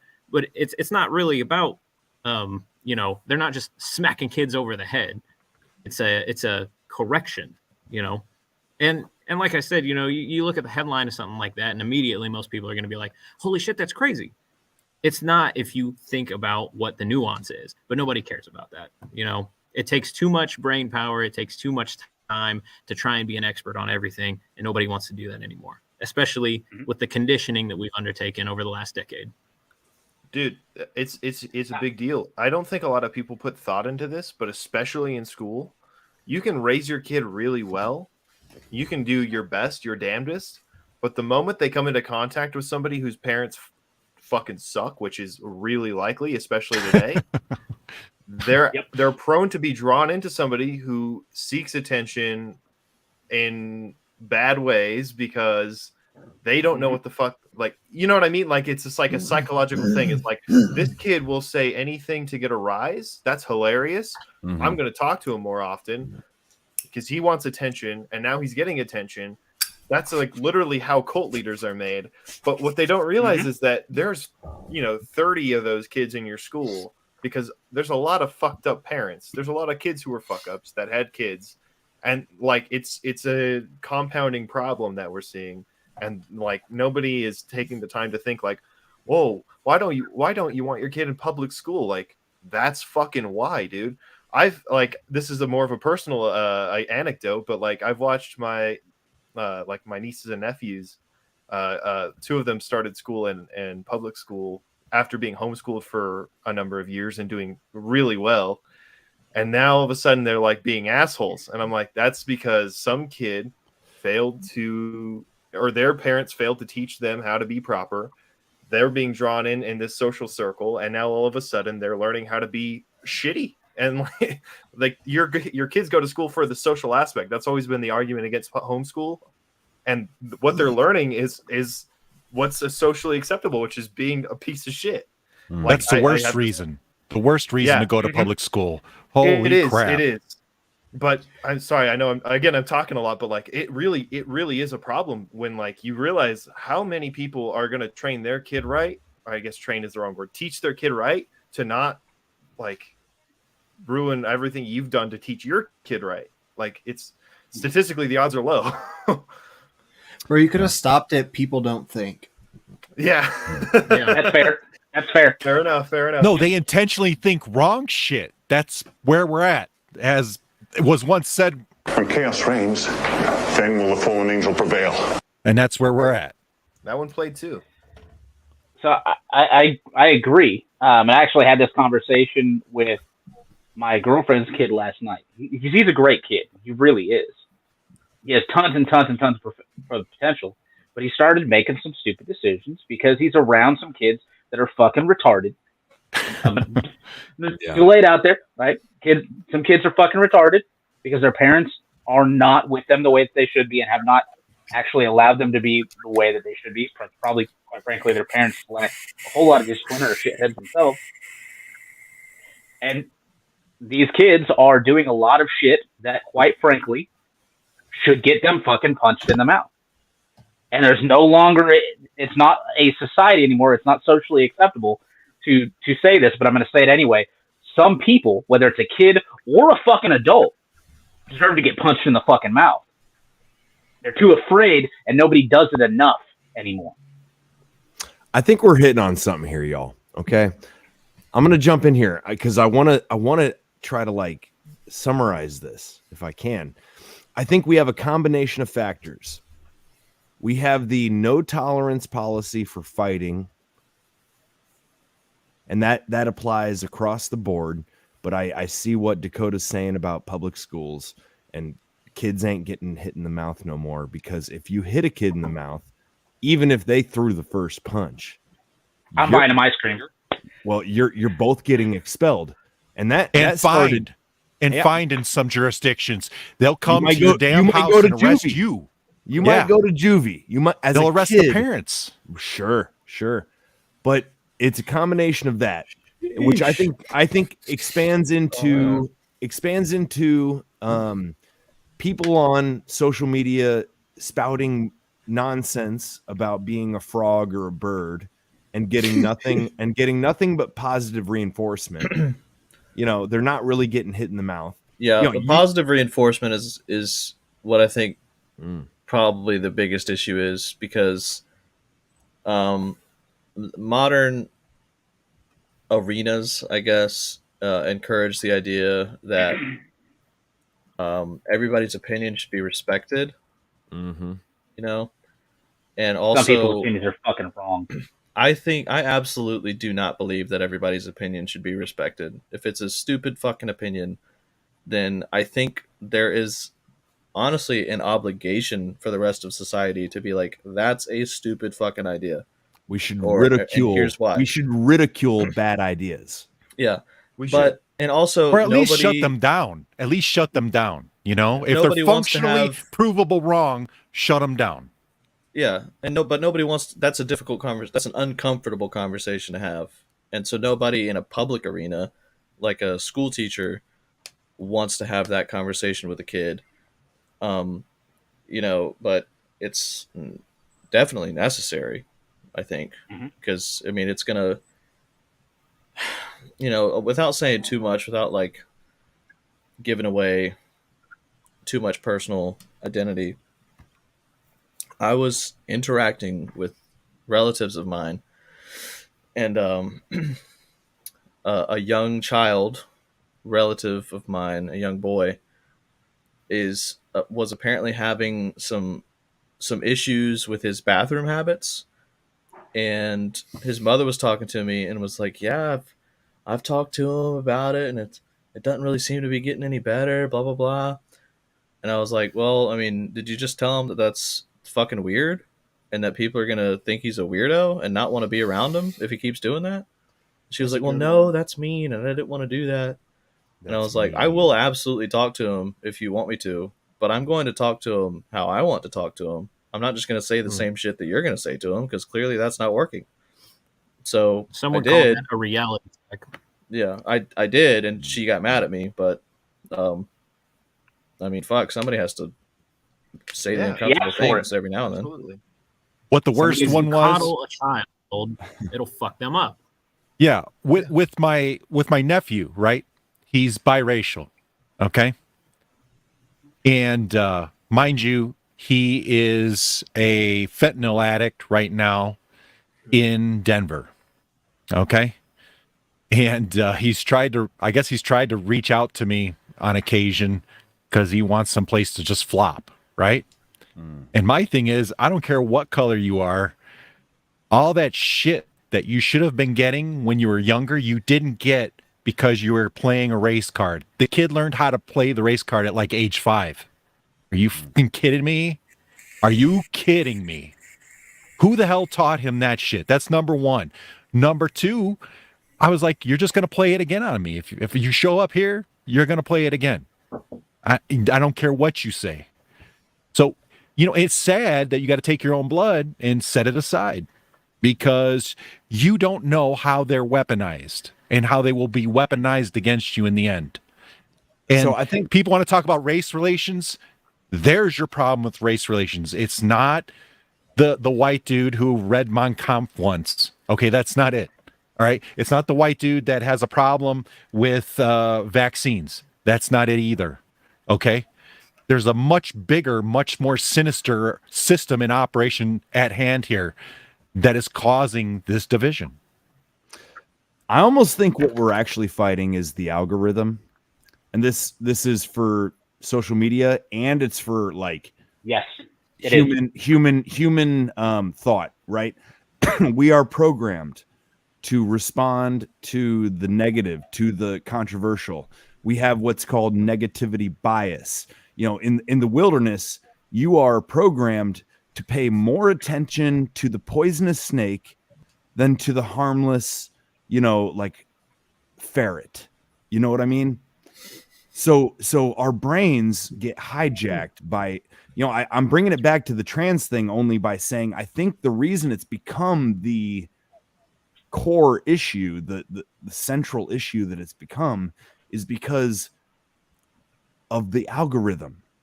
We watch the videos that trigger us or that are the most bizarre, the most interesting. I mean, look at us. We're the what the fuck forum. We're paying attention to the things that are the most fucked. And the more we pay attention to it, the more the algorithm promotes it. It's just like gossip. You know what I mean? Like it spreads like wildfire. And I'm not saying what we're doing here ain't the Lord's work because I think it is.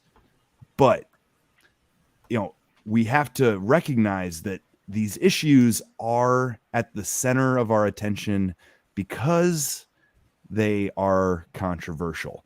It's not maybe necessarily because somebody decided to make this the core issue. The algorithm decided because we decided, right? And I think about what we were talking about AI, right? Like AI is a reflection of our own neurosis, our own knowledge, our own weird idiosyncrasies. And if we don't correct the AI, nobody fucking will, right? Yeah, it's going to depend on how you define we. I don't think we on this call have any sway on that. Yeah. Not directly, no. So to a degree you do, but only out of minor amount. So we're talking about the algorithm, right? What is the job of the algorithm? The job of the algorithm is to keep your fucking attention. To keep your eyes. It promotes content. It's not very good at it.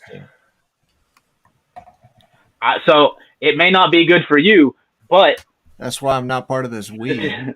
Statistically speaking, it pulls the attention of a shit ton of people. How many millions and billions of people are paying attention to this fucking thing right here. Don't lump me in with Exactly. those NPCs. And all the ridiculous apps that are on it. Whether it's TikTok, whether it's fucking Instagram, Facebook, your Snapchat. The very first thing when I open up my fucking Instagram, because of what I pay attention to, is fucking dogs. Right? It's dogs going and do bitey shit, because right now that's what I'm hyper focused on. Yeah.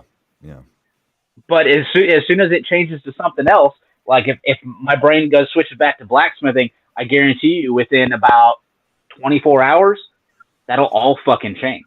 It's all to get that attention. You know, sure, but then how does that turn into all the furries and shit?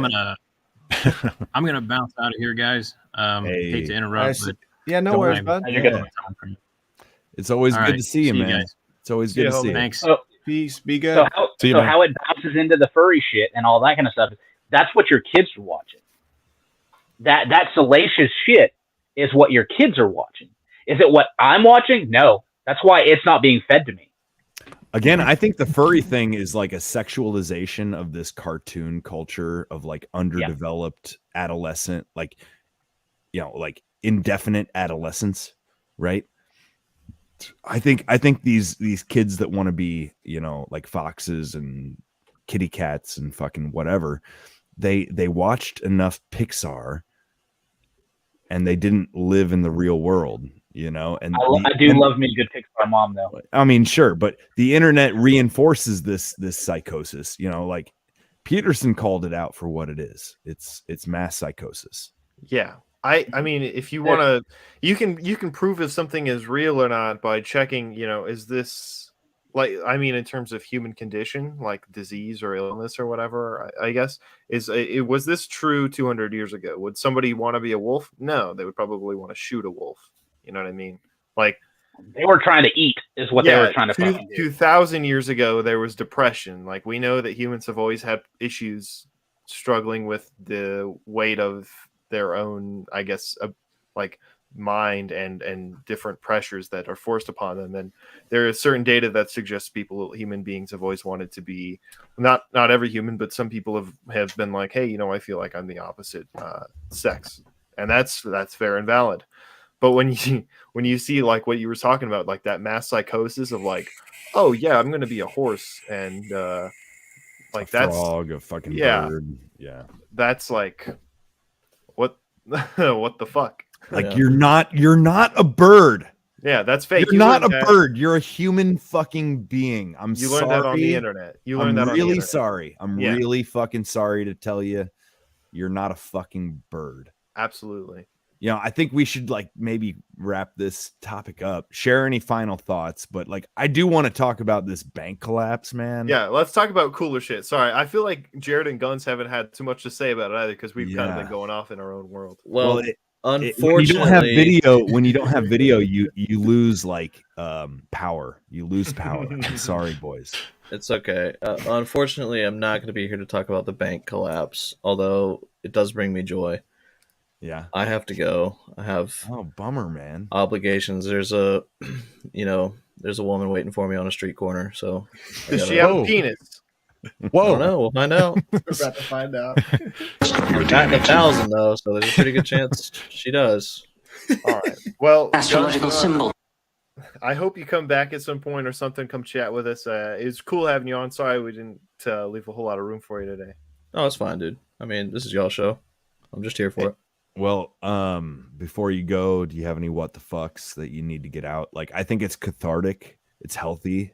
If you need to let a what the fuck out, like if there was a topic in mind, you know. The Art and War podcast did something similar to me when I was a guest on it for the dad advice segment. And I was like, man, I wish I was prepared for this. But so what do you mean? Like how does this usually go? What's a typical what the fuck? Usually we just talk about things that make us ask what the fuck, you know, like the weirdest news of the week, you know. We're stepping on Timeline Earth's toes. What? Barely. Podcast. Barely. Yeah. He's like, it's not infringement, it's creative transformation. Yeah. So you don't have to answer, man. But I mean, in the last 7 days, did you have anything that you heard that you were just like, what? Damn. Yeah, this is, I mean, I really want to give y'all something. Really badly. Don't sweat it. Hey, if you want to give me something really badly, my DMs are open. So, like I said, I owe it Speaking of transgendered, what? He's accepting foot pics for sure. For the Lord of Peace. Well, I may not identify as a horse, but I am a horse in at least one way. You got some hoofs on you? No, it's the teeth. He's got horse teeth, baby. I'm sure somebody's into it. Well, guns. My biggest what the fuck that I got right now, honestly, this is kind of unrelated to what we've been talking about, but on TikTok, ironically, I've seen a lot of women in clown makeup recently, and so I had to ask myself, do I have a kink for clowns, or does it just so happen that almost all of the women that I've seen in clown makeup happen to be attractive? John Wayne Gacy stuff. You're right not there. wrong. My boy Or Kano do is. clowns have a kink for you? Do the clowns have a kink for me? Maybe. My boy Kano is well documented at finding this phenomena. He wants that that clownosi. It's totally valid. You're not crazy, dude. Trust me. I don't know, man. I think my entire theory up to this point is that social media is nothing but a mirror. You get what you want out of social media. So if you're into clowns, bro, that's all right. I'm not ashamed to. I mean, I want clown puss. I do. I want clown puss. There's a clown that's in you, buddy. Expressionless fella in that little look that you just gave. All right, it's been fun, guys. I gotta go, but appreciate it, man. Appreciate Really it. cool. I'll let him out and hold the dogs back, and I'll be right back. Hey, join us again, man. Join us again. Take care. Well, okay. So this Silicon Valley Bank, right? What's up with this? Do you guys know much? Because it sounds like justice is served in some regard. Latest news is breaking. Depositors of Signature and Silicon Valley Bank, two banks, have gone down. Okay. Will have access to all of their money on Monday. No losses will be borne by the taxpayer. Shareholders and certain unsecured debt holders will not be protected. So they're actually doing it the way they're supposed to. I just saw Bitcoin went up like 9 or 10% today. So that's going to be an interesting turn of events. It doesn't mean that things are over, but it looks like enough pressure was put on the regulators that they have to do the right thing. They're not just going to be able to do a bail-in on this shit, not without a lot of gunfire, as far as I'm concerned. So I heard somebody speculating there could be runs on Monday morning. There will be, but I think it's just going to calm people. Now, this could also be a strategy. This could be to buy time while they implement CBDC, or they do a CBDC swap, right? Where they say, well, we know you've got 100 million in the bank. We're going to give you 105 if you take CBDC instead of regular money. And that may be how they convert people over, right? Kind of like what they did with Bitcoin. We know Bitcoin was money laundering, right? Everybody gets that. It was the early adopters were getting a reward for building this system. And that's what a lot of people don't understand. Maybe they do the same thing. I'm not sure yet. To be honest, I don't know a whole lot about what's going on. I just heard like whatever's happening in Silicon Valley is fucked up. But that's not the only one. They've got like 2, maybe a third is going to go down tomorrow. So, yeah. No, and I agree with what you were saying earlier, which is the death of regional banking and the death of credit unions is sort of the end goal, because it's really hard to bring people into line whenever if you're using a local bank or something, it's harder to shut down than what we saw with JP Morgan or any other bigger bank conglomerates, because if you do wrong thing, like I hate to be this guy, but what happened to Kanye was just funny and also telling, because like he was like, I'm so big they would never shut me down. The next day they shut down his bank. Right. The last time they shut down people's bank accounts, I think that in our memory here was the trucker line in Canada.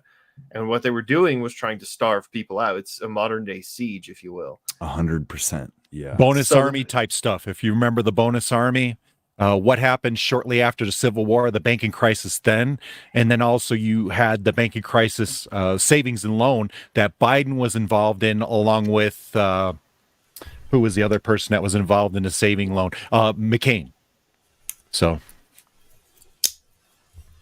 Yeah.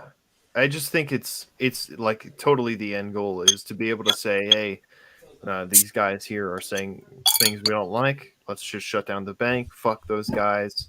End of the day, they're not losing any money because it's all free to them, and it costs us an infinity symbol. Has anybody said Bitcoin fixes this yet? Rob brought up Bitcoin. Apparently went up today. Yeah. Well, so is this? It almost does feel like this might be a ploy to just like further centralize banking. Yes. Right. Everything always is. Yeah. And I think that that is the goal, because the more hands that are in that pot of banking, however you want to look at that, the more hands that are in that pot, the harder it is to control, because somebody else can go, nah, fuck that, I'm going to do this thing. That's right. And that happened shortly after the Civil War. That actually happened.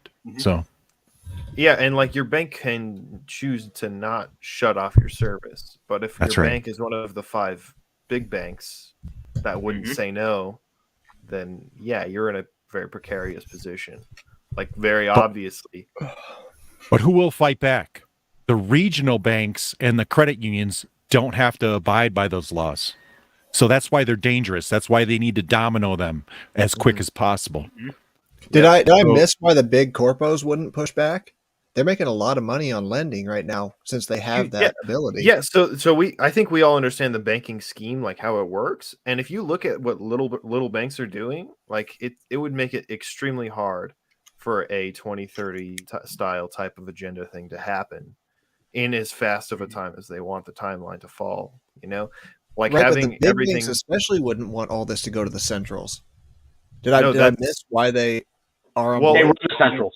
What is your position on that? Like, what do you mean the big banks wouldn't want more money? So it seemed like for a bit now, Marty from TFTC calls it the intercabal squabble, where the central bank and like Bank of America, Chase, JP Morgan, etc., are on completely different tracks here, because the big non-central banks have had this racket for more than a century now, where they just print money at the issuance of loans with no reserve requirements, and they're just literally printing cash, and the Fed's backing it up. But the Federal Reserve, if they take and centralize all that, their game goes away. There's no need for the retail banks of any size at that point, because it all funnels back to one central authority. There shouldn't be any reason that those guys are on board, unless I've missed a piece of the puzzle. I think there might be more infighting than we realize.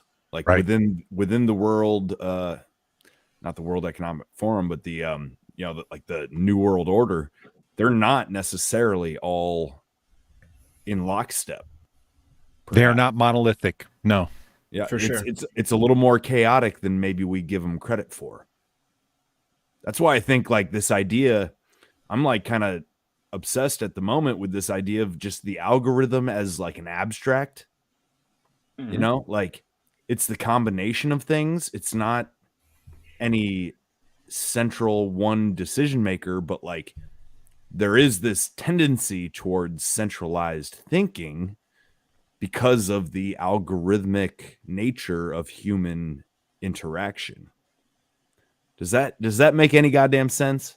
Yes.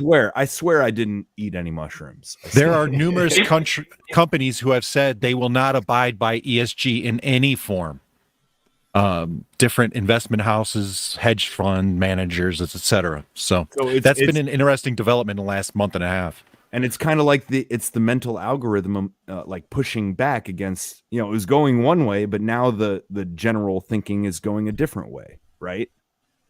I think a bigger, like a decent sized slice of the pie here, maybe in relation to what Jared is saying, and you guys can tell me if I'm wrong here, is that we've seen a push for a social credit system. So at the end of the day, it doesn't matter your lend worthiness or whatever, like you'll get your money if you fall in line with certain like ideas.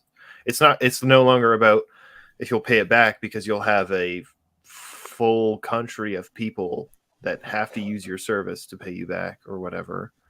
But at the end of the day, it's like, hey, are these people abiding by the laws essentially that we're able to create out of thin air in order to give them money or services? And to me, that's kind of the way I think it's very end game. And like, so it's a good point that you bring in, like, why would they do this? They can't print money out of thin air. But then it's like, well, they won't have to. Or, I don't know if that's off base. I don't know. I'm not sure. There easily could be some sort of backroom dealings where at least the top brass at these big banks get off well in some manner, as there always is. Mm-hmm. But just even a few levels deep, there's not reason for the big banks to be on board with this plan.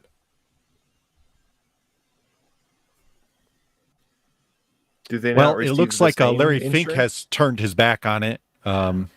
As of January 17th, he called the climate change the investing opportunity of his lifetime, but he says they need to work on the narrative. No shit, right? So that one's been clear.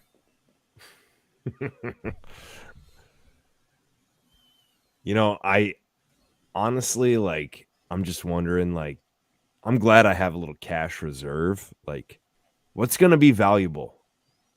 Will cash be worth a damn? Or, because I don't tend to trust the ones and zeros in my bank account. Bitcoin, I have a little more faith in, but like,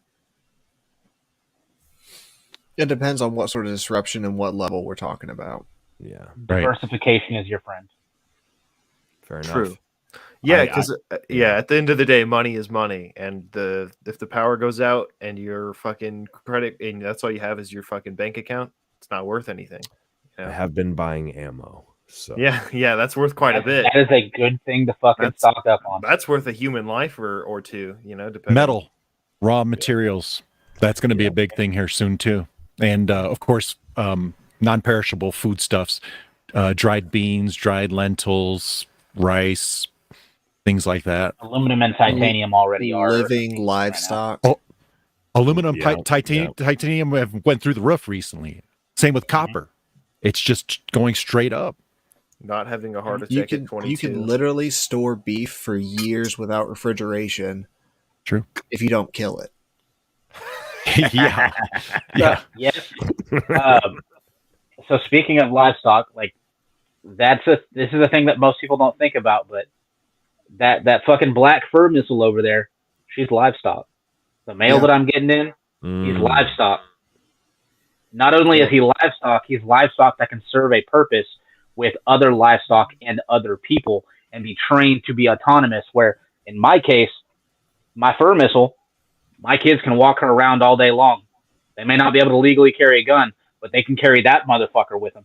Yeah. Nobody will tell them shit. Yeah. Speaking of missile-like objects, it's a dick joke. I went to the Supercross last night. Okay, with some of the guys from the Harley shop I'm at, and I'm standing outside smoking a cigarette. Like it was, between races, I went outside and I hear the loudspeaker talking about, all the forbidden objects that you can't bring in, no, whatever, this, that, and the other. And I wasn't even listening that hard until I heard no missile-like objects. I'm surprised you don't have a grenade launcher. Couldn't get a permit. my brain immediately went to Black Labs. Rob, crazy Uncle Rob. I'm like, yeah, he would not make it through the doors of this facility with his rubber missiles. No. As a matter of fact, interestingly enough, rubber missiles. I actually was looking at making like a potato launcher, but it launches like, our failed dildos, right? We just shoot them at people. Could you imagine going into a bad neighborhood with a dildo launcher and just hammering people with it just for shits? I've seen me do it. The X Products cannon with a 7-inch round dildo. That's what I was looking 7 inches at. long. Yeah. I've seen me do it. The junk rocket from Fallout is making it in real life, boys. There you go. I've seen me do it. You absolutely can. Man, Beautiful, man. You've seen those videos of, I don't know if it's set up or what, but like somebody will go and pick a fight with somebody in a bad neighborhood. And he'll just strip down completely. And he runs away. The guy just walks away. Imagine you pull out a dildo gun. I'm thinking ass. I'm thinking we need like a scientific word for this kind of device. Something along the lines of like dildo ballistics. Or there you go. Ballistodildonics. Thank you. I was thinking of an RPP launcher. Maybe like a 40 millimeter. Maybe make it look like one of those rotary barreled, grenade launchers or something. I was thinking about that. Just to state the obvious, don't stock up on the dildos with the balls on them because those aren't going to launch proper. Well, no, we have both. You cut the balls off, dude. For sure. Who are the balls on the dildo really serving? It's purely aesthetic. The viewer. That's right. We're the viewer. Purely for pragmatic purposes. Don't get dildos with balls. That's right. Smooth sides, right down the barrel. So as somebody that is an expert in this particular subject, if you have a dildo and you just try to shoot that sucker, it will not turn out well. It will actually tear that dildo apart because it's shooting a 5.56 blank. You actually have to put a can on the back of that dick so that when it comes out, the can pops off. Yep, the can pops off. Same way as a 12 gauge Sabot. Right. And then the dick comes out and just until it hits something. Spitting dick of death. I thought we were talking about potato gun style. Like maybe a 7 torch fired dildo launchers. No. Well, it's similar, but you take this upper off. You're getting you put the fucking thing on and you go, bam. Okay.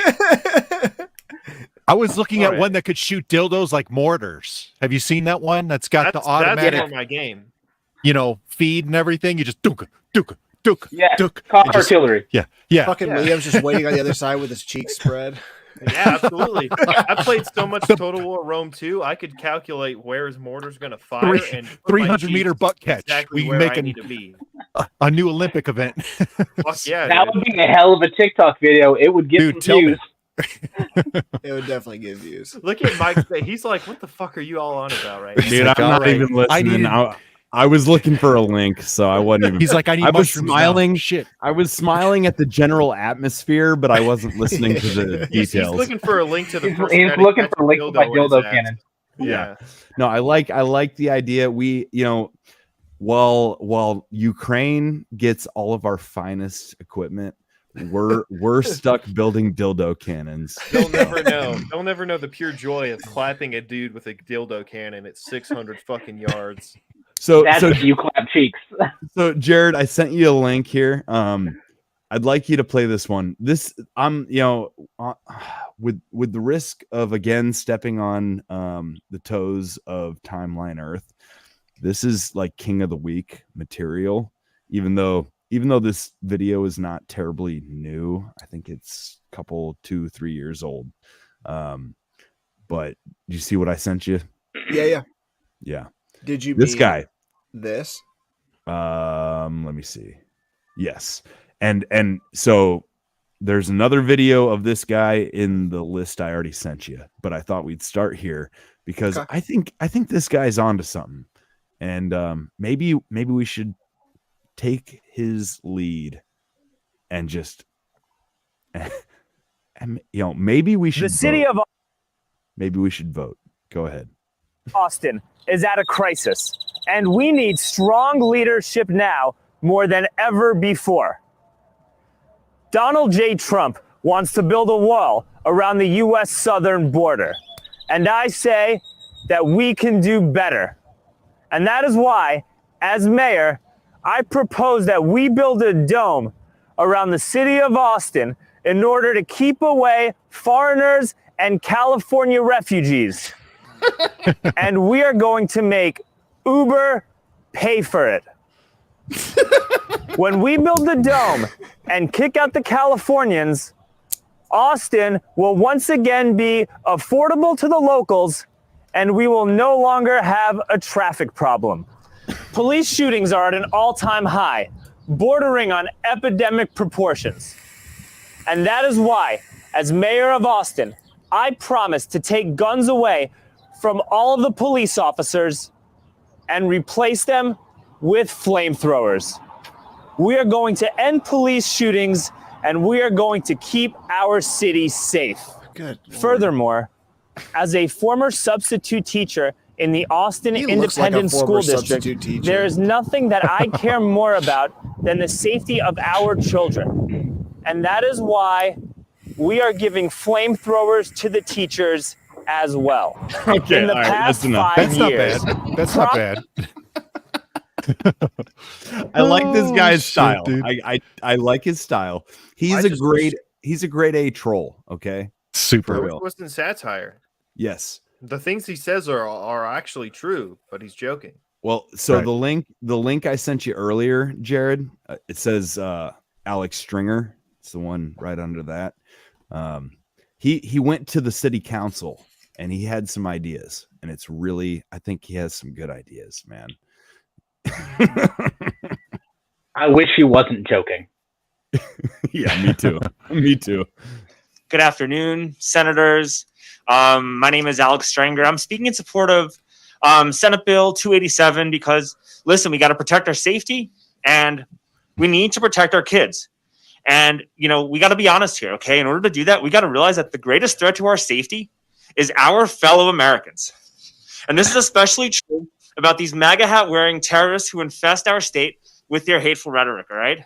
Listen, I'm triple vaccinated and boosted, and I've gotten COVID 4 times, okay? You want to know why? Because these people, they refuse to wear a mask and they refuse to get vaccinated. And you have to understand, these people, they could have killed me and they wouldn't even care. You want to know why? Because they are murderers and they are terrorists, all right? And then let's talk about my wife. She's immunocompromised with stage 5 testicular cancer. She hasn't left the house in 3 years because of these MAGA QAnons, all right? And these people, they're murderers.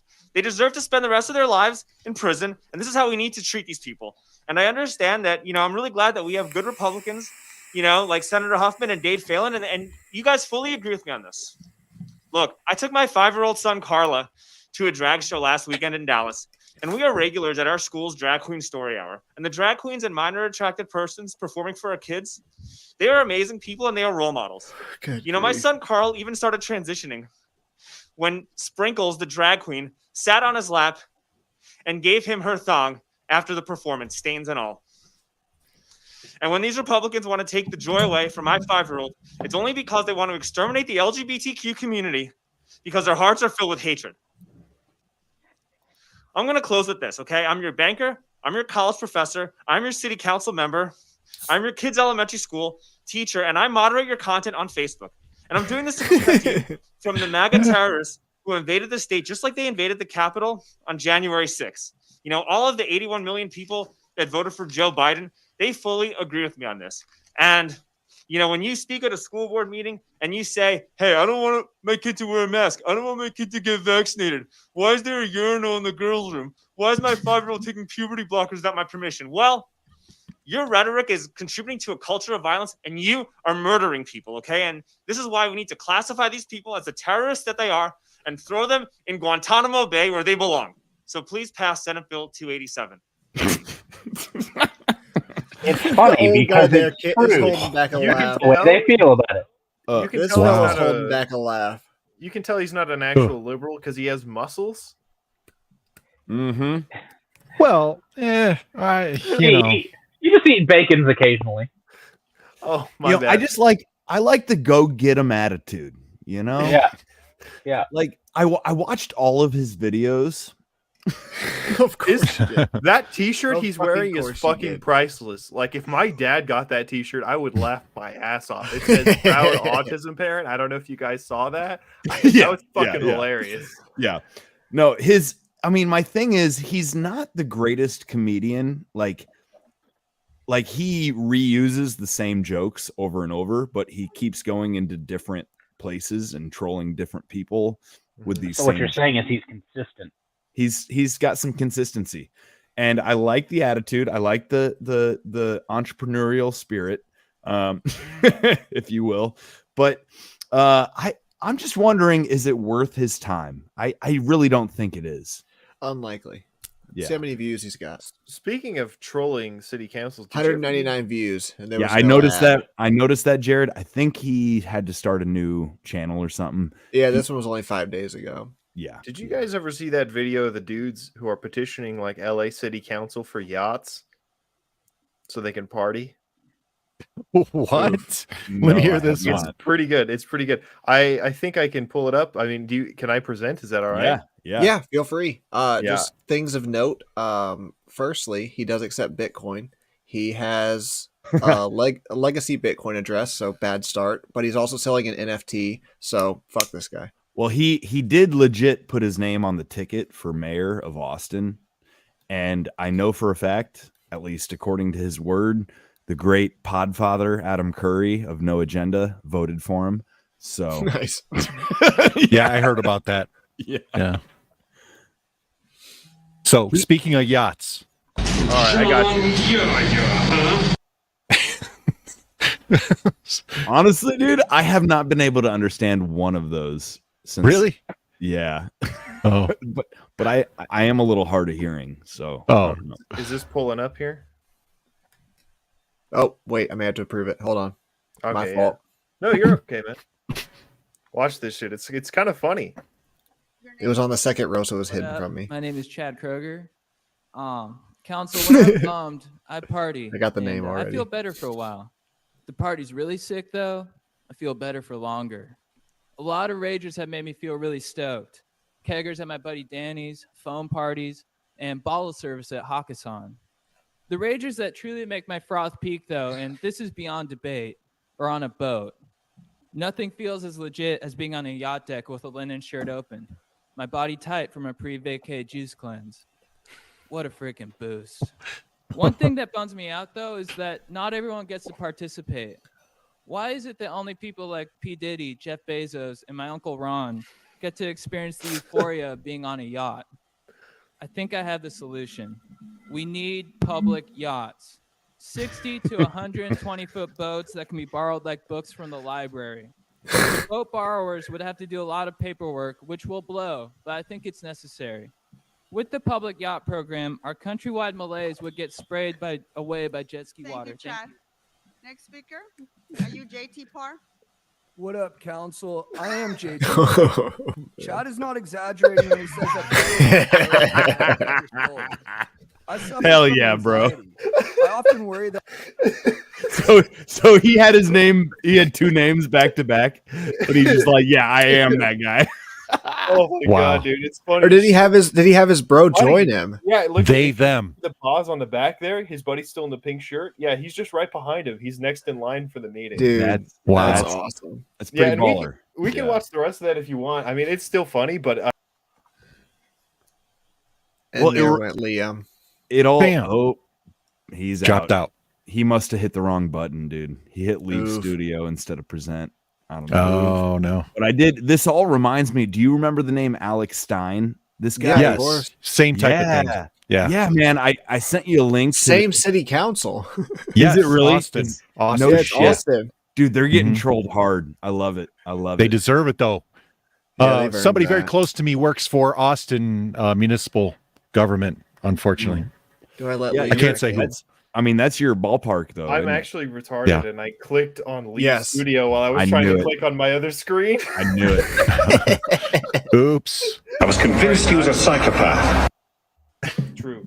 No, but that one I could understand, Rob. All right.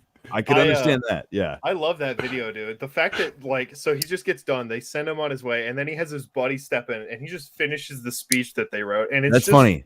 I thought it was the same dude, so it was two guys, huh? Yeah. Okay. Do you guys think public yachts would be a good investment of like taxpayer dollars? Hey, better than what they've been doing, bro. Better than I mean, it, to Ukraine. Boats, hose, and Ukraine. I'd say boats and hose, much better investment than Ukraine. By far, much better. Oh, did anybody see Sting talking out against the Ukrainian war and the support for Ukraine? No shit. No. Whoa. I mean, I was like, Sting saying this shit? Are you kidding me? We are the world. We are the children. Holy shit. What just happened here? Super liberal just said double barrel right there. Bam. No more Ukraine bullshit. Sting's a little bit based. He went based. Might be a sign of the end of it. Did Maybe. I send that video in the group chat of the guy in the Ukrainian war who they're like celebrating a victory and he does a fucking Nazi salute? What?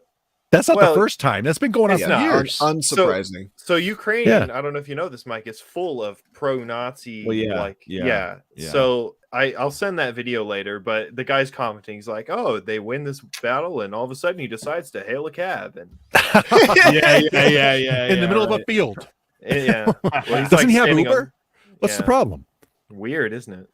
Yeah. So I mean, we're just over 2 hours. I figure we gotta wrap at some point here. But anybody got any final topics? I mean, I feel like I'm constantly like hogging the topics, but you know, no, dude, you bring us in line a little bit. I think we would. Somebody's got to bring some, half plan. I got a quick hitter. All right, go ahead. What you got? Don't even need sound for this one, but I'll grab it. It should load faster. There we go. ATF Houston on February 28th, the date of the beginning of the siege on Waco. ATF agents standing post this morning at the Waco Peace Officer Memorial in Waco, Texas, in honor of the special agents Conway LeBlue, I'm not reading their names, who were killed attempting to serve a search warrant outside Waco, Texas 30 years ago today. Rest in piss. That's all that happened. That statue, that was it. That statue exists? Yes, it does. Mm-hmm. Well, I'm not telling anybody that they should go do anything to it, but maybe, I don't know. Accidents can happen. I actually, this is the shit I'm proud of. Whenever you scroll in the comments of an ATF post or something like, and you see that, imagine being proud of killing children. That shit is based. This burning country them is yet. not. Yeah, burning them. We have not watching lost them all burn. hope. We're not all done yet. No, people got fired yet. I commented, or rather wrote a review for the Chicago field office, which is I wrote a review on Google, and I don't remember I don't remember what I said exactly, but it was not positive. Whatever it was earned. Yeah, Just say you were transgendered at that moment. It's not a problem. Ignore it. I feel like it was something to the effect of like killed my dog, like would not recommend or something. I don't think it stuck. I imagine it might not have, but it was worth a shot. I've been suggesting edits to the ATF agency in Denver that they be considered an LGBTQ nightclub for like 2 months now. Otherwise, they're bigots.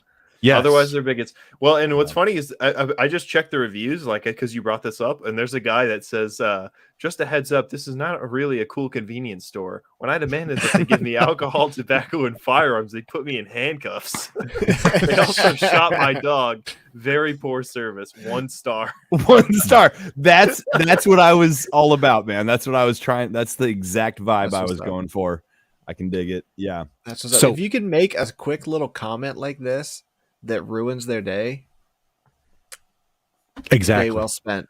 Honestly, if every single human in Colorado just went ahead and left that review, or just in general, just leave that review, they should suggest an edit, suggest that they should be considered an LGBTQ nightclub.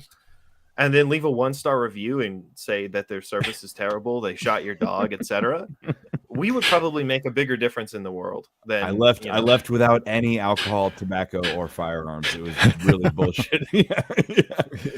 I mean, in Indiana, that's called Saturday. You know? Yeah. Anybody remember the Indianapolis 500, the snake pit back in the old days and shit? Oh, man, that was bro. great. I lived right down the street from there, so it was awesome. Come back for it, man. That shit ain't gone nowhere.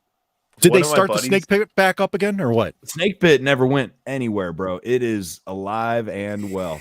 No, they killed it for like 2 years. For like 2 years, I think they did. What, during COVID, maybe? I mean, I don't know. 2000, 2001, I think it was. That was it, and then they brought it back. Yeah. So it was when they were starting to bring the F1 over. When F1 came over, they said they had to get rid of it, and they're Euro fags. I mean, they didn't like that. So well, as I watched the Supercross last night, I remembered the quote from the great Ernest Hemingway. There's only 3 real sports: bullfighting, motor racing, and mountaineering.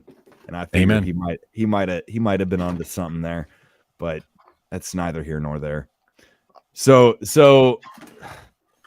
Jared, did you have any other thoughts on the memorial? I mean, that is kind of just like they have very little self-awareness, don't they? For sure.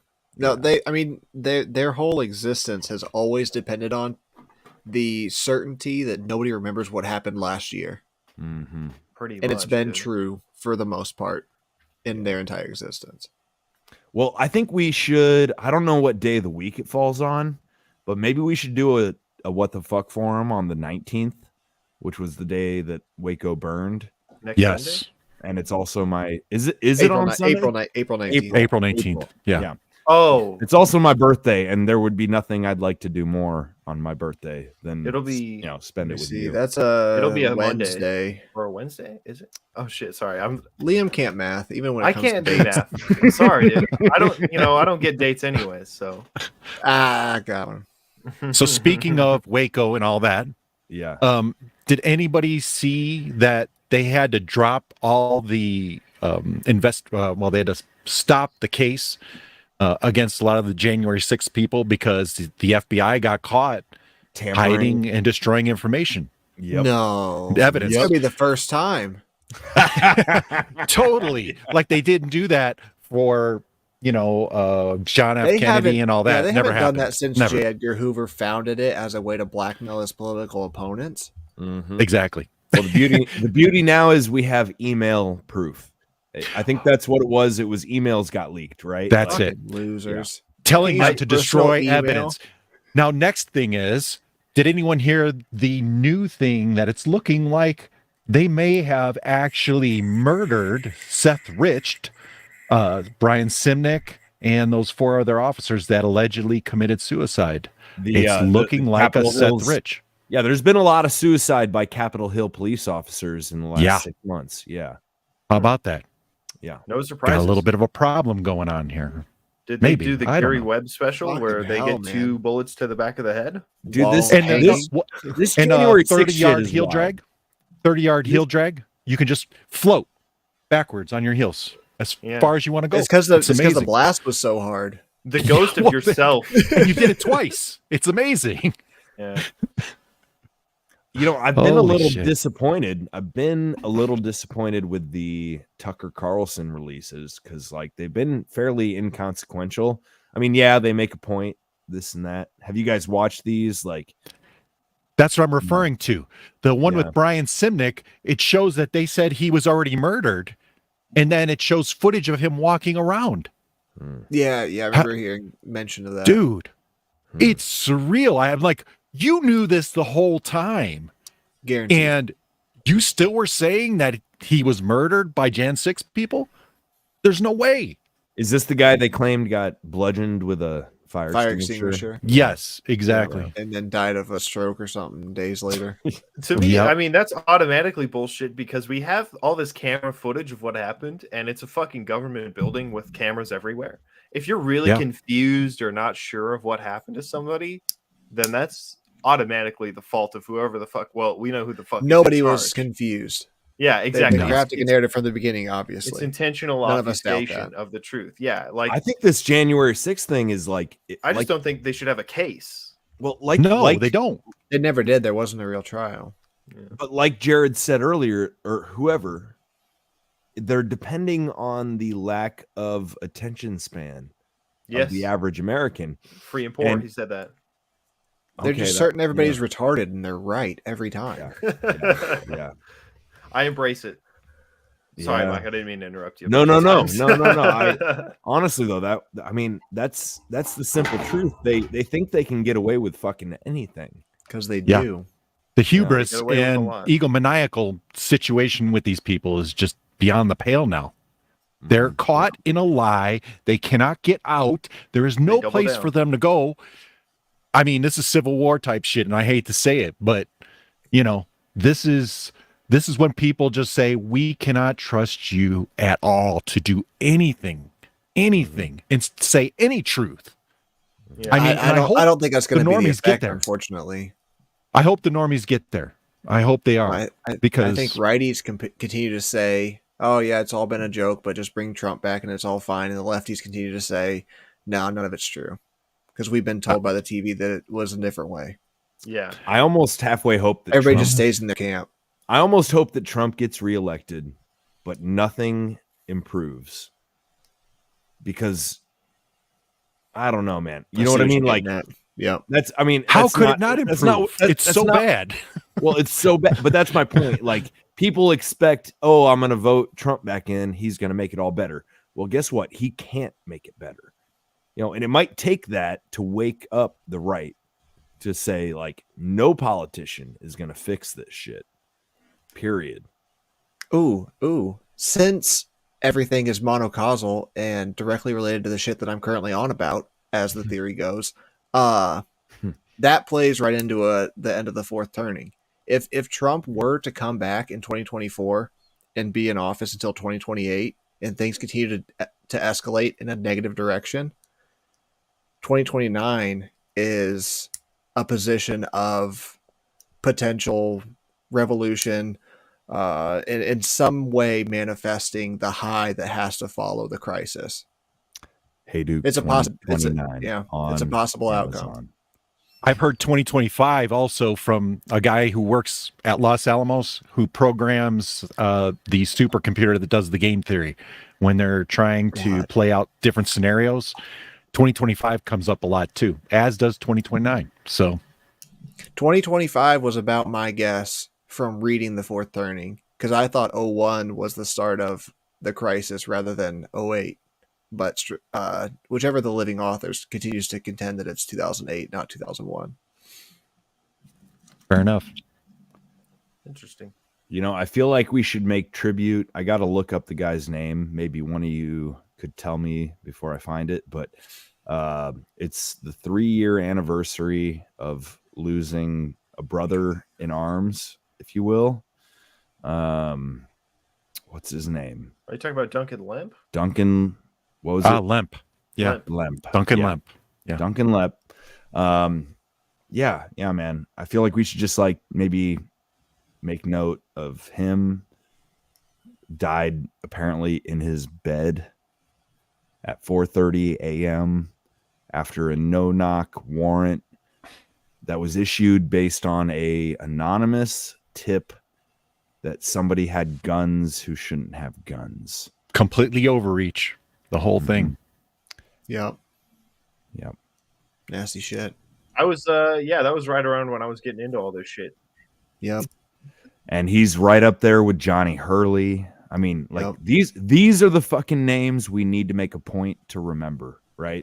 There's still a couple of people I follow on Twitter that have their name changed to something related to Duncan Lemp. One of them is specifically Duncan Lemp was murdered by cops. Mm-hmm. It has been for 3 years. And then if you ever listen to Break the State podcast, his name was Dunk Lempman. Yeah, that guy was pretty cool. Made an impact. For sure. One of the first podcasts I ever listened to. Nothing, not to belittle Duncan at all, but I still just think about Johnny Hurley, who was a legitimate hero, right? Ended a mass shooting. Yeah. Stopped it before it could really even start, and then was killed by the police. I don't even think I heard about that. Johnny, that was in Indiana, wasn't it, or Ohio? No. It was in I want to say Colorado. I think it was. Oh, okay. Weird that I wouldn't have heard about it. Well, am I wrong, Jared? You know, I don't recall the location, unfortunately. Yeah, Johnny Hurley. I want to say find some facts here. Yeah, look it up. I'm not sure. It was in a shopping mall, correct? So you guys are thinking Arvada. You're thinking about the one in Indiana, which was about 10 miles from where I live, was Eli Dickens. Yes, it was Colorado. So Eli was Arvada, Colorado. I thought it was, yeah. But Eli Dickens was in Greenwood, Indiana, at the shopping mall, and the guy comes in with the fucking AR, and Eli puts 8 of 10 into this guy from 40 fucking yards. And now people are doing what they call the Dickens drill. 40 yards, 8 out of 10 on target in less than 10 seconds. If you can do that, that's you've pulled a Eli Dickens. Yeah. So but Johnny Hurley, so he was in Colorado. Yeah. Yep. He was just straight up one Colorado. Of us. Dude, and I'm gonna be real with you, I haven't heard about this, which means the news coverage was atrocious. Atrocious, man. I live an hour away from there. It was they buried the shit out of it. It was only alive in the meme sphere, bro. It was only alive in the meme sphere. I think that was largely because he just was straight up one of us. I think there was but from us, there was probably somebody who knew somebody who knew somebody who knew him. Yep. From each of us. Yep. Yeah, no shit, dude. This is something like, by the way, I pay attention to this, and I did not hear. I heard about the one in Indiana before my friend in Indiana heard about him, but I did not hear about this.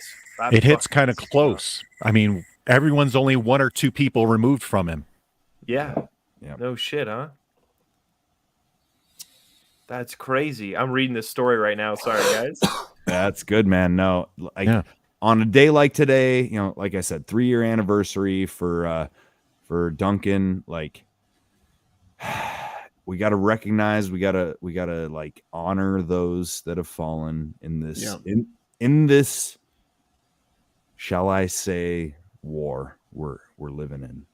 In the name of empire in one way or another. I've got to say it is fucked up, but this is another opportunity to learn. And one of the things that you got to know is don't pick up the rifle of the guy, and wear those back plates. Yeah.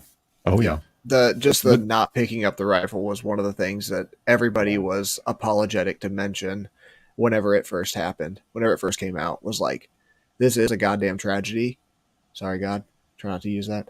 But still, like, for those of us paying attention, please, if you're in the situation, don't touch the weapon. Right. Don't not justifying it in any way, but don't touch the fucking weapon. Which is unfortunate because that means that another bystander could possibly pick it up, or if he's working with multiple people or something, it's like, holy shit. Well, that's it. There's plenty of good reason to grab it, but you're dealing with cops, not geniuses. Right. Yeah. He was trying to clear the weapon. He was trying. I know. Yeah. Yeah. But if you watch, like, even in the movies, a lot of times, and I know this is going to sound stupid because it's a movie, but you just kick it away, dude, just to get it out of there. Don't let him, you've got your awareness. Hey, I'm not going to let anyone else fucking pick this thing up. You know how much adrenaline that dude had going through his veins, though? For sure. And he did everything fucking right. He made everything right. And the last thought in his brain before he got shot and killed was, I'm going to clear this weapon. Yeah. I mean, I'm surprised the cop showed up in time to see him clear the weapon. Usually it's going to be a 30-minute buffer window, especially in Arvada. At least they were a little too quick in that case. For once, fuck them. First time they've ever been to a scene on time. Yep. Rest in piss. Man. Yeah, man. But I'm glad Eli didn't get shot by the police. Eli is a hometown hero for me, honestly. He's like 20 years old, but he's a fucking American hero. And he stayed out of the spotlight 100%. Like, God bless him for that. I like, makes me think Kyle Rittenhouse, right? maybe we wrap up here, but like Kyle Rittenhouse is kind of using his spotlight to make a point, to gain acclaim, to gain notoriety, whatever. I'm not sure if he's right or wrong. I've watched some like interviews with Kyle Rittenhouse, and I get the impression he's like not a terribly smart individual. Well, no kidding. He's a young kid, though. Come on, man. He's a young kid, but I think he's like almost like going for like politics at this point. You know what I mean? Like, yeah, it wouldn't be surprising. He's kind of using the name recognition, and I don't know. I guess I only bring it up. I'm not trying to talk shit, but like, I see a guy like Kyle Rittenhouse like going on the Tim Pool podcast and fucking whatever, and he doesn't really even know what he's talking about. He's kind of got the politics nailed then. Yeah. Being ignorant is step one. So like, I guess I only bring it up, but also certain of yourself. I only bring it up to say like, it's important that we don't choose the wrong fucking heroes. Yeah. No, that guy in Indiana, I mean, that shit was crazy. That was real big iron action right there. Oh yeah. Oh, he fucking did what he had to do, man. And what I fucking saw in the I guess social media sphere was like, well, he shouldn't have had a gun there. And it's like, you're welcome. Yeah, exactly. You're fucking welcome. Thank you is what you meant to say, you motherfucker. Yeah, you're welcome to get on your knees and suck his dick instead of that. Yeah. I don't know what it was. And I've got the bias of being local to this particular topic, but I looked at it very closely. And the fascinating thing was that the news came out so quick that it was a knee-jerk reaction from the left. And that's the narrative they chose. No joke. They're like, yeah, but it was supposed to be a gun-free zone. So he kind of broke the rules. It's like, oh, so it would have been better if fucking like 30, 40 people got shot instead of a couple? Like, is that your argument? To them, yes. As long as you followed the rules. The rules are what make the society, and that's all they care about. You follow the rules, you die like everyone else. Cheetahs. Yeah. Had days like this. And unfortunately, like everyone else, comrade. There's this weird thing here in Colorado where we keep having mass shooters, and I cannot explain to you what the culture climate is like around it, but I have an idea about it, which is that we used to be a huge like hunting and outdoor and sportsman community, and in the last 20 years we've been sort of co-opted by yuppie like Patagonia jacket wearing people. I think Colorado of all states went like from right to left in a hurry. Very hard. Yeah, very super hard. MK Ultra type shit. Also, too, don't forget, where is Holmes? Where is his records concerning his psychiatric treatment? They're still locked up. Yeah. Is that the Aurora shooter? Yes. Yeah. We had like what kind of drugs was he on, for instance? What kind of treatment was he on? What were they doing to him? What was their complicity in how he behaved? I want to know. And if it's nothing, then it's nothing. But the bottom line is the American taxpayer has a right to see those documents because he was under the treatment of an Air Force doctor. I want to know what was going on there.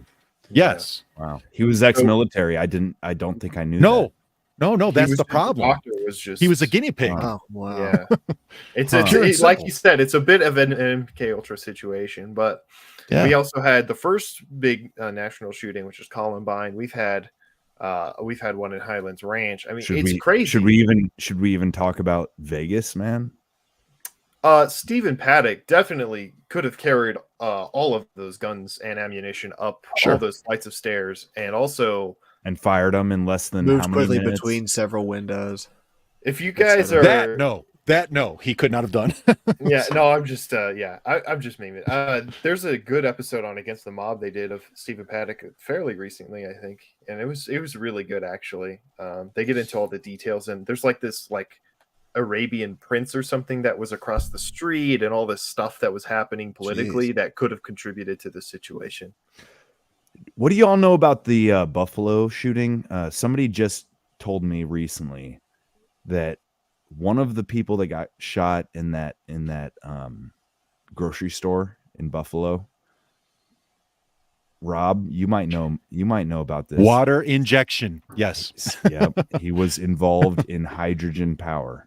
Yeah. And some people speculate that he was the one and only target. Well, guys, why would that make sense? So New York is known for its really lax gun laws, and to the north we've got the great nation of Canada with a really weak border, and that's why it's so easy to smuggle weapons into New York. So I don't see any validity to what you're saying. It's super easy to obtain a weapon and do that shit. The fact that Rob knew where I was going before I even got there. Oh yeah, I saw a little bit about that when it came out, but that was before we were really like a group. So I forgot about it, and then you bring it up, and I'm like, yeah, I fucking do remember reading about that. They really don't want sustainable energy, do they? No. Hey, Mike, when we worked on that water injection system, that was in Castleton, really, Indiana. Yeah.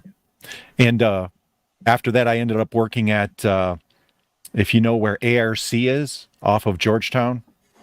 No, but anyway, it's a big wind tunnel over there. CNR Racing. You know what I'm talking about? I really liked 56th. how Ando described you as the most prolific man ever. You went to the same school. You fucked everyone's mom. Yeah, like no, I didn't. I didn't do any of that. No, but I used to throw raids over my. It kind of feels like you've been everywhere. That's all I'm saying. I hang out in Fountain Square all the time. That's where that's where I spend my time. Yeah, Fountain Square. Okay. Do you know DJ Shiva? No. Oh, okay. I didn't know if she's still romping around over there.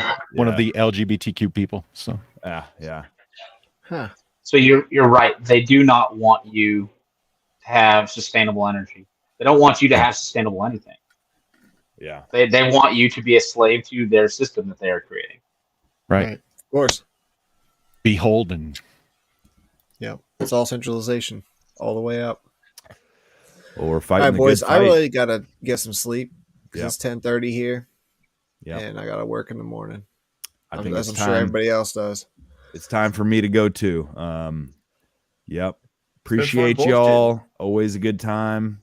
Yeah. Good to see everybody. Yeah, it was really sick, Jared, that you got guns on. That was awesome, dude. I love that guy. Man. He's a homie. Fuck yeah. Let's try and get him back on or something, dude. That was awesome. We should get him coordinate. He's got a wild work schedule though. Is he coming to Childerberg? I'm trying to get him out there. We met after the last one. So it wasn't a possibility because I didn't realize that he was actually in my neck of the woods at all. Yeah. But if I'm still in the area when that comes around, which hopefully the fuck I won't be, I'm sure he'll ride out with me. That'd be sick. This is a perfect evolution of beard growth. Yeah, I just saw that. Yeah. Nothing. A little bit, a little more. Hey, some of us are follically challenged. Okay, big time. Right. I just want to point out that if me and Mike were to have a baby, it would look like Jared. No. Oh no! I don't want to think about that. I welcome this world. Yeah. Make your butt, baby. I'd like more of me. Well, we know the pregnant man emoji exists, so anything's possible. Yeah. Don't remind me. I can't make a gun. I can only make a squirt gun, but they can get a goddamn pregnant man. Man, that's what my dreams. I'm gonna leave it there, boys. Yep. All right, let's have love, good night, everybody. Love y'all. Good times as always. We'll catch you next time. Love, peace, and bacon grease. Epstein didn't fucking kill himself. Epstein did not kill himself. Pedophiles belong